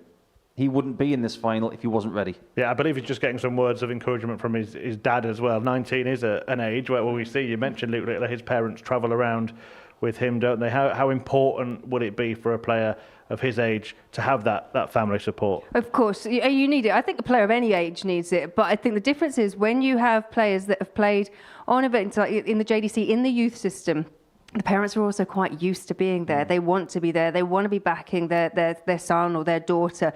And their son and daughter, they get used to having them there. So I think it's all important, especially if something you've had for quite some time, just to have that friendly face, that word of advice before you play. Both going Henry? Yeah, I think Henry will win 4-2. Yeah, Henry. 4-2? I'll go 4-1. Okay, a slight disagreement. I have to disagree at some point. Yeah, good. Well, we'll see who gets it right, if anyone, because Steve Green has been upsetting the odds all week, all evening. Well, in fact, every time he's come here to the Modus Super Series. But we are going to find out because it is time for the final.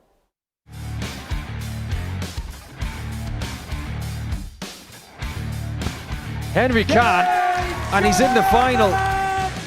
What a dramatic night he's had.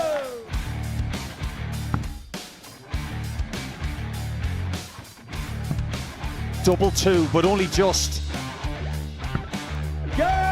He's made it. Good evening, ladies and gentlemen, and welcome to the Modus Super Series here at the Live Lounge in Portsmouth.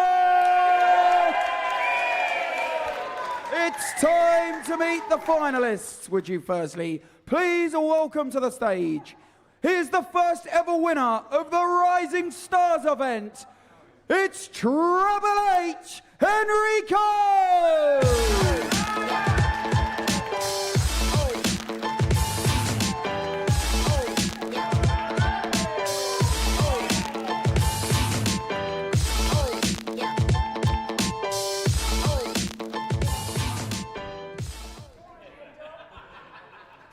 And would you please welcome his opponent, reaching his first ever Modus Super Series weekly final, it's Steve Green!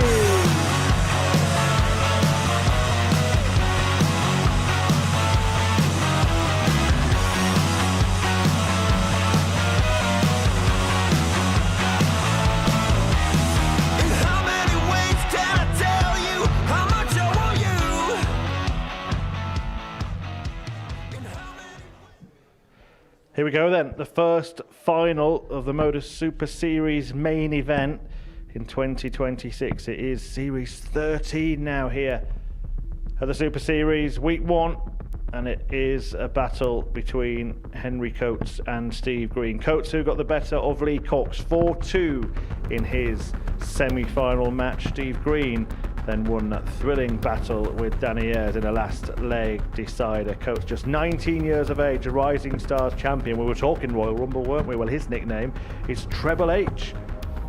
Will he be lifting the belt, or at least a trophy, come the end of the evening? The 44-year-old Welshman Steve Green made it through to finals night in Series 12. He's made it through to the final in the first week of Series 13. Somebody will pocket a cool £5,000, but more importantly, will be the first name in Champions Week this year, and guiding you through the final match as they have been with aplomb all evening. Laura Turner and Paul Mickelson.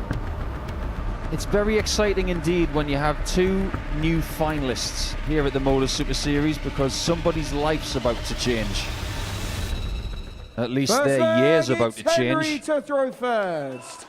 Whoever wins this final match of week 1 will be coming back in April to potentially take 20 more £1,000 home than what they're about to win. Arguably the biggest game that Steve Green's ever played.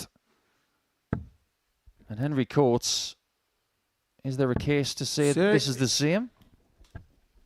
I think there's an argument actually to say for both of them. I'm sure there's players that they've been able to take so much inspiration from here. You just have to look at maybe the likes of a Luke Littler or a Charlie Manby, and you know that's the generation of Henry Coates. But then you go to Steve Green, and you were making me think when you were talking about the older generation, just look what Derek Coulson has done under this very roof. And he was so close to getting himself a tour card. These are the opportunities that can be opened up, and I think this is an important match for both these players.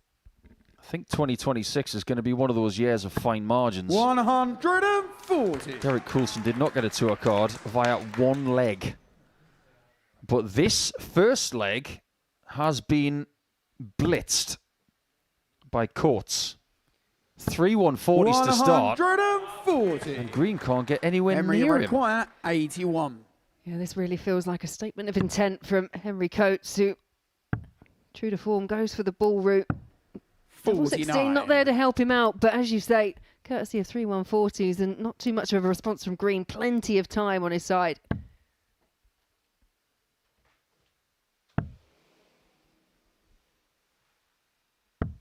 $57. Henry require 32.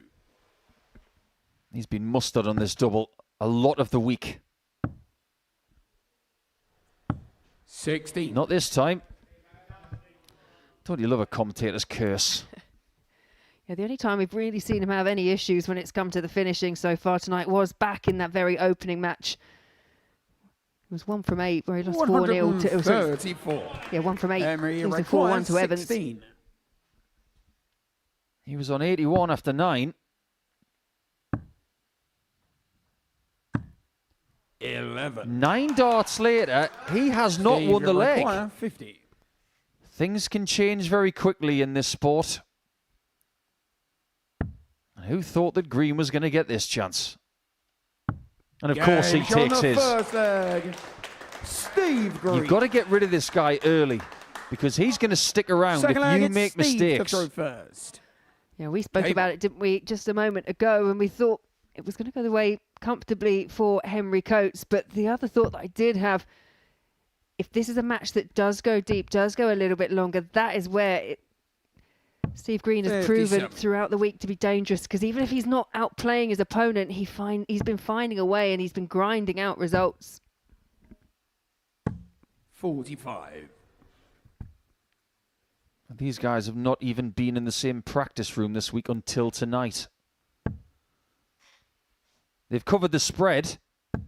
Coates in Group A and Group B, and Steve Green in Group C. 180. He's covering something else there as well.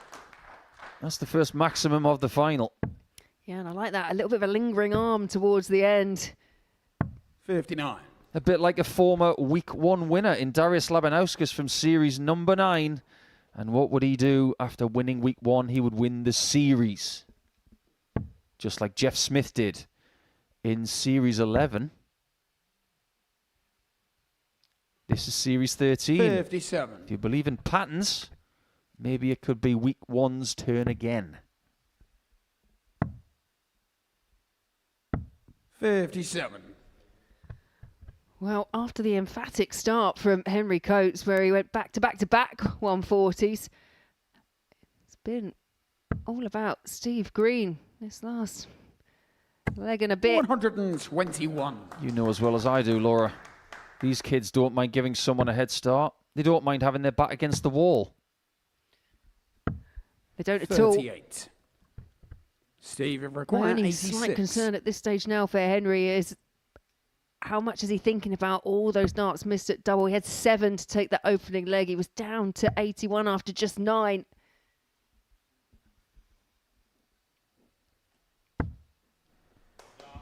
$54. Now, that was the scenic route to leave double 16, wasn't it? You do find that there are players that will just try and leave their favourite double no matter how convoluted the route to get to it is. Steve, it requires 32. That's word of the day. Convoluted. Big fan of it. Don't know, I quite like befuddled from earlier.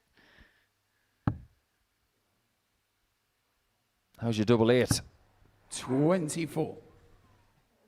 Well, this is a mirror image of the first leg, just with the other player. Let's see how this one turns out. Steve, it require 8.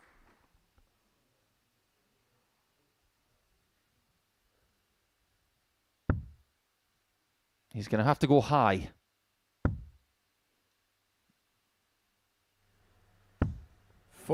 That had to be millimetre perfect after he missed on the outside. Now it's Coates' turn to try and punish. Double 13. 43. Could not get any closer than being in. Steve, oh, that was close. 4. Made life difficult for himself by getting the 7 instead of the 19.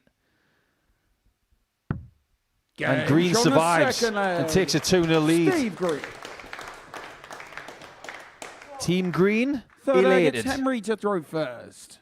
Game on. Team Coates, doubtful. Yeah, some concern, but it is only the one breaker throw. 180! That's the perfect start to leg number 3. There you can see friends, family watching on. I can say this from experience, it's definitely worse watching than playing. 85. This game is not about what happens Monday to Friday or even most of the Saturday night now. It's about now. 100. How do you feel now? How can you handle the pressure of now?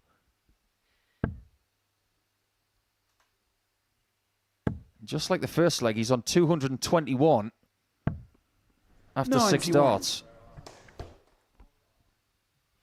Yeah, different route of getting there, but it's the 180, 100 scores. 44.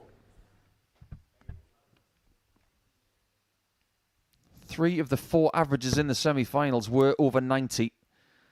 Some of these players really did find their better stuff towards the end of their campaign. 45. 93.54, best average of the night from Green in beating Danny Ayres. It needed to be every single bit of it.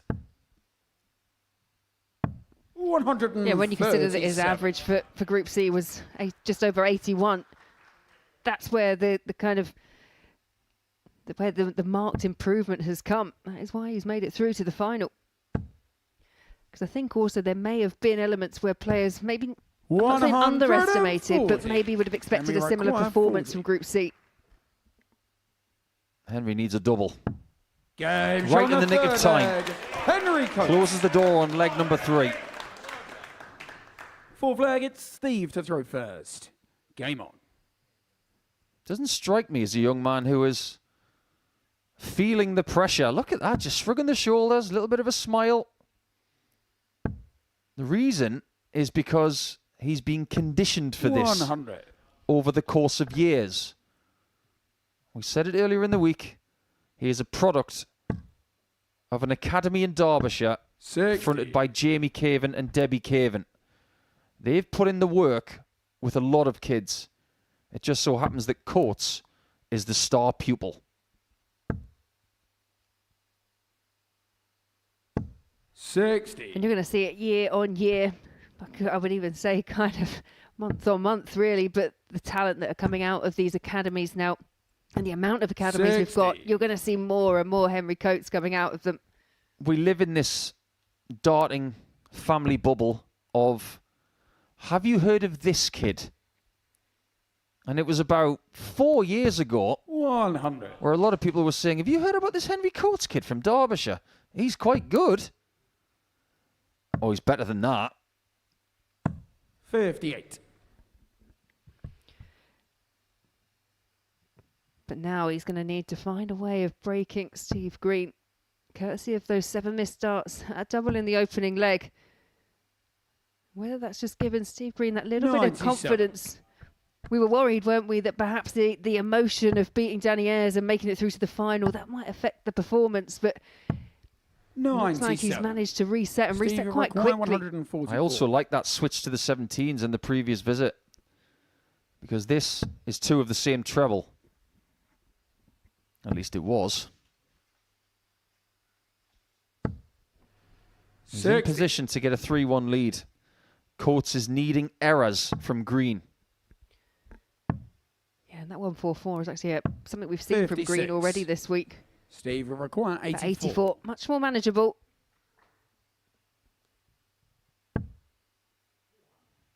Double 12. Easily done. He wasn't even sure that was in. It was. And he's now 1 leg away from £5,000 and the biggest win of his career. Genuinely not sure if Steve Green is one of the candidates for potentially having glasses. 85. I know there are players that just can't play in them, but I've seen that a few times where there's a hesitation. But what I liked about it this time was the hesitation was the right way round. Players so often disrupt their rhythm by walking forward when it's not in, and I've seen it from him. This time, he's waited for the call. Let me dangle the carrot then, because we mentioned it in the semi-finals. No ton plus checkouts all night long. 60. Will the last shot of the week be a ton plus checkout? It'll be fitting for a week where we've had so many.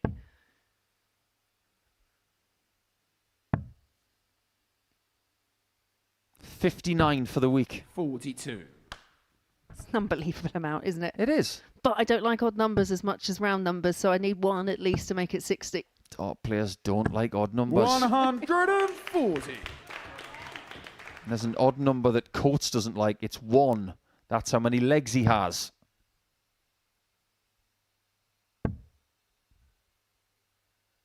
But yet again, this young man from Derbyshire has got his back against the wall. He tends to find his best stuff when he's in this position. But this is the ultimate back against the wall position. Can you survive and win 3 legs in a row to get the title?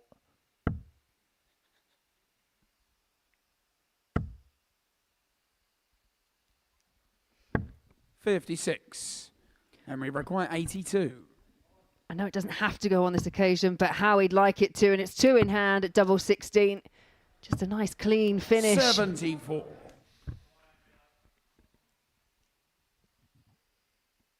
The doubling is haunting him. 1 from 11.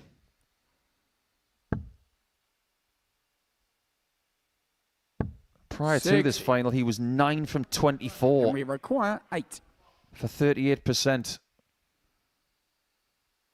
This is not the time to be missing doubles. Game on the 5th leg. Henry Coates. Doesn't matter about what's happened before. It's about what you do from here. To throw first. Game on. He's been in this position before. In a final on this stage against Ryan Branley. He was 3-2 down.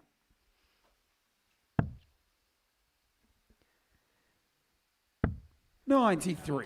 And again, he looks like he's dealing with the situation in the same way that we've seen him deal with everything so far this week. But ultimately, the pressure must be mounting. 50. He's human. And that's the best part about this sport. There are some people out there who don't believe that darts is a sport. They're fools. 140. One of the most organic things about this sport is that it's unanchored. That dart being thrown, it's all about the arm movement. 120. Nothing to help you. Gravity's against you.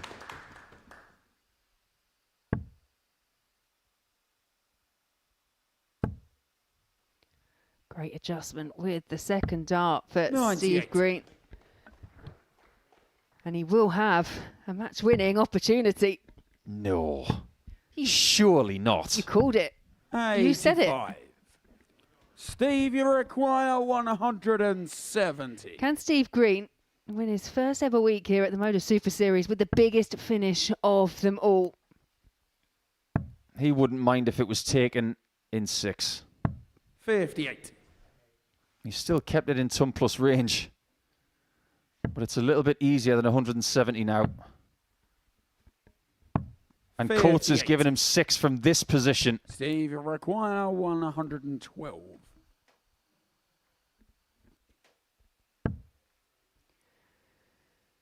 Just a little lift above. But again, looking to set up because, as you said, Paul, he's got time. And he also has the option of leaving double 16 again, which has been very fruitful. It could be curtains for Coates. 96. Steve, you require 51. Single 19 will be the route right in the middle of the bed for double 16. Double 16 is found. Raw emotion on the stage there from Steve Green. He defies the odds to win Series 13, week number 1. Henry Coates for him. Just wasn't to be. It was a case of a lot of missed doubles throughout the final, but Steve Green you have to give full credit to, because he was thereabouts to punish on every occasion. Great to see the scenes up on the stage. He came into this evening's final. He was the rank outsider. And there you see shaking his head. I don't think he can believe what he's just done, but he has won. Yes, there's the averages, but they don't mean anything. It's all about the scoreline. 4 legs to 2. Had a couple of maximums in there, but for Steve Green, what a moment it has been. Been absolutely wonderful for him, and I think we'll be able to hear from the weekly champion. He's down on the stage with Paul Nicholson.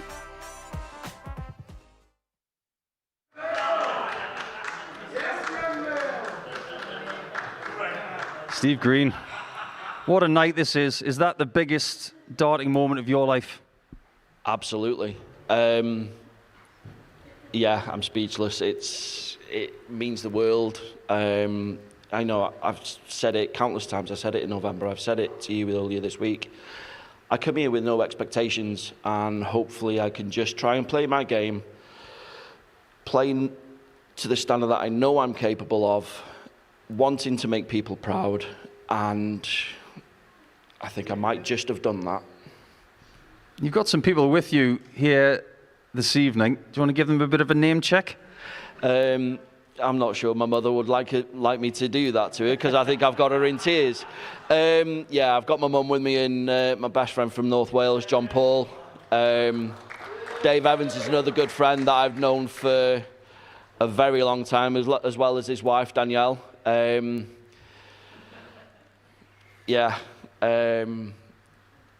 that's all I can say. Yeah. You're going to have to come back in April now, because you're £5,000 richer, and you could make it £25,000 in the middle of April. So I hope you're going to come back.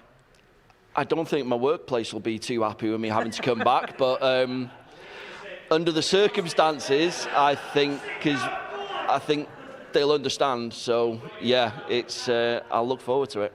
We've had some great Welsh winners on this stage over the years, the likes of Coulson and Small and others. You must be really happy to join that list.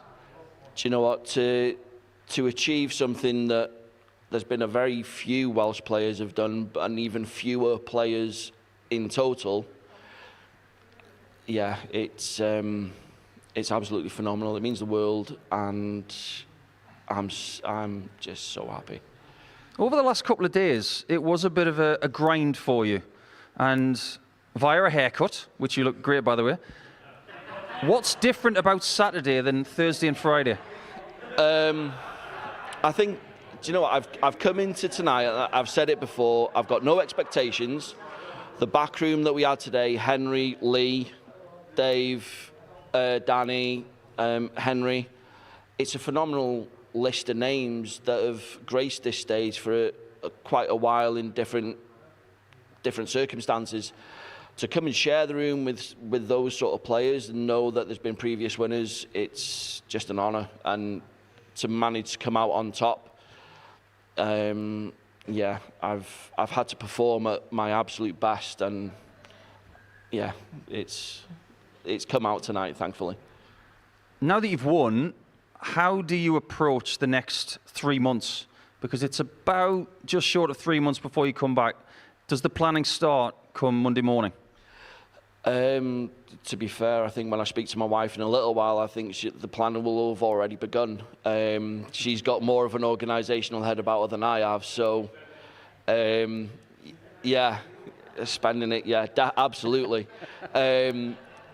Planning-wise, it'll be a case where try and get a bit of a sleep tonight, drive home tomorrow, back to work on Monday. It's just business as usual in terms of my life. I'll go home, work, spend time with my wife, my little boy.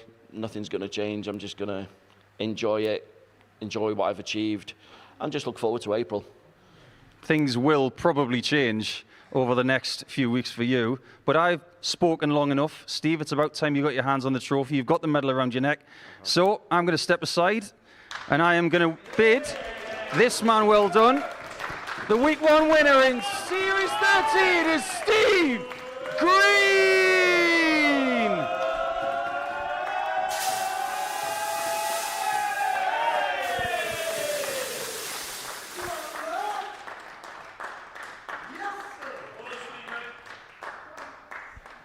Yeah, he has his moment, Steve Green, and he earned it as well. And Laura, when he won, you could just see it just took a bit out of him. It looked like he'd run a marathon right at the end. Actually, I was surprised how well he spoke to Paul Nicholson there. But an emotional night. We saw his mum in tears as well, an achievement. And again, you can see him looking at the trophy, just hitting him again there. The biggest thing he's done in darts, you could see that he wasn't quite used to the trophy lift either. He almost got that a little bit wrong. But moments like this, what does it mean to him? What does it mean to them? It means the world. It really does. You go back just a few months back when Steve Green made his debut. Paul said it himself, we didn't know a great deal about him. Comes back for a second attempt and picks up the trophy. And you just look at the list of players that have ever picked up a trophy here. And he's now one of them. He is now someone that will walk around and say, well, I've won on the Modus Super Series. He's got Champions Week to look forward to as well. And I think that will be something he realises when it all sinks in. But for me, yeah, all seeing that emotion, yeah, I can totally understand it. And it's great to see because it shows how much it means to win this. Yeah, and I'm pretty sure, look, that he's done enough just by winning this week that he's going to be back for another series as well. And that's really key, isn't it? Because he could have come here. Look, it could have been a good week last time he came here to get to the finals. He could have come here and not performed as well, not got through to the finals night, not been invited back this year, but instead, I mean, I don't know who invites the players. It's a bit like the banker from Deal or No Deal, isn't it? But I'm pretty certain we are going to see him coming back. 100%. It would be a shame not to, obviously, especially after he's lifted the trophy. But yeah, for me, he's just been. It was hard for him to get through that Group C campaign, and we knew that he had to work hard, but it goes back to what we've always said, is all what happens on the night. And the scenes that we're seeing from there with the friends, the family, down there with his mum, who still looks extremely emotional. Yeah. It shows what it all means. And she travelled down with him the first time he played as well, so obviously a big supporter of his career and enthusiastic. She was here, make sure she was on the front row as well, and she's there to share that moment with her son. It's fantastic to watch, isn't it? Yeah, and it kind of goes back to what we were saying just before the final, that we mentioned the support network that Henry Coates has got.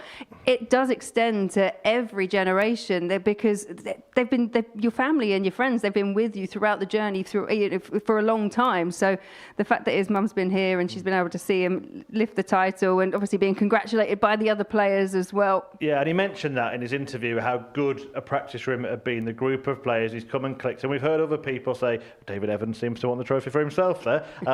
We've heard other people say that actually makes a difference, that the players that you're sharing the practice room with, because it's not like a knockout tournament where you're just fleetingly having words with people. You're in that same room for many of them a full week. Yeah, and it does feel all important. Sometimes if you get a big personality or a clash of personalities, that it can be a bit more difficult. But in my experience, I've always had a wonderful room of people that I've been with, and it does make the experience so much more enjoyable that you're there, you're all trying for the same thing. Yeah, you leave the friendships when you go on the oche, but out in the back in the practice room, you're kind of working together. Practicing on your own is really boring, I'll be totally honest. So the fact that you can get a couple of people there that will come up and do some practice games with you, it's important. It's been a week that's been it's had a bit of everything, hasn't it? We had that night on Thursday where it was just such an incredible standard.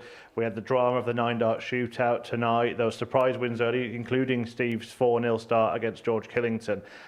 But it ended in a final that actually wasn't sort of littered with glorious play, but emotion and guts and a bit of a story at the end of it. It really was a story, because if you think back to that very first leg of the final, Henry Coates went back-to-back 140s, 3 consecutive 140s. He was on 81 after 9 darts and then missed several at the double in the first leg. Steve kind of just, for want of a better word, kind of plodded down, but took the finish cleanly. That, to me, changed the whole dynamic of the match. That was the leg that changed everything. And he didn't look back from that point. I think he wants a photograph with all the players, doesn't he, Steve Green? Again, he said he's going to enjoy the moment, and he's very much treating it that way. You don't know how many times you're going to win, and I think it is really important that he does make sure he gets every little souvenir tonight that he can, and it's great to see that they've all stayed and now they're all willing to take part and sharing that moment with him, despite being defeated in the end by him at the end of the night. Yeah, no, and you can just see the relationships that these are people perhaps that their paths wouldn't have naturally crossed previously. Steve's come through obviously on the ADC circuit. Geographically, he lives somewhere completely different. But yeah, these are the moments that will just be emblazoned in the back of his mind for quite some time. And now he's got, a photograph, a record of it as well. But these will be friendships that he'll be able to call upon in the future as well. And it's part of the whole experience here, and perhaps part that we don't always see as much. In a way, I think the last player I can remember being that emotional after winning was Dean Finn, and he won week 12 and was straight in Champions Week the next week. Is it, in a way, a good thing that Steve Green's done this early, because he's got plenty of time now to get over this, enjoy it, and start preparing for coming back for Champions Week? I have a theory that there's kind of a nice little sweet spot where you kind of win from perhaps week 8 through to week 10. I was there for Dean Finn's win, and he was extremely emotional. And then I came back on Champions Week, and he was exhausted. He was emotionally exhausted, and it just took its toll on him because it was a new experience. I think if you do it in week 12 and it's the first time you've done it, it's difficult. This is the first time Steve's done it, and as you say, he's going to have plenty of time to prepare, and hopefully he'll be able to, start building up that practice when it gets, into the back end of April. Any final reflections on the night or the week as a whole? Not a bad way to kick off a series, I suppose. Fantastic way to kick off a series. It's just, you've already got some levels set. We've already had records broken in the very first week in terms of 180s hit in Group B, but yeah, overall been brilliant. Thanks for your company as well as always, Laura. You always make it even better. And we have plenty coming up for you to watch on Pluto TV, including that Champions Choice Challenge I mentioned a little earlier. We'll see darts get harder for some of the Super Series stars. Tomorrow you can see a Tungsten talk with Richie Burnett. Paul Nicholson conducted that interview, and you don't want to miss that. A conversation with Richie Burnett could go in any direction, and I can confirm it does. And he will be in action next week as well, as week 2 begins Monday morning 9:30 a.m. to see who can join Steve Green at Champions Week. But we'll confirm that on Saturday 7:30, the week 2 finals night. But that is it for week 1 here at the Modus Super Series. We have had lots of darting drama tonight, including a 9-dart shootout. But in the end, it was go for green. The new Modus Super Series champion. Oh my word! It's another incredible moment tonight. Jeff Smith! It's match down. 5-star performer, and the bullseye is hit. It's double.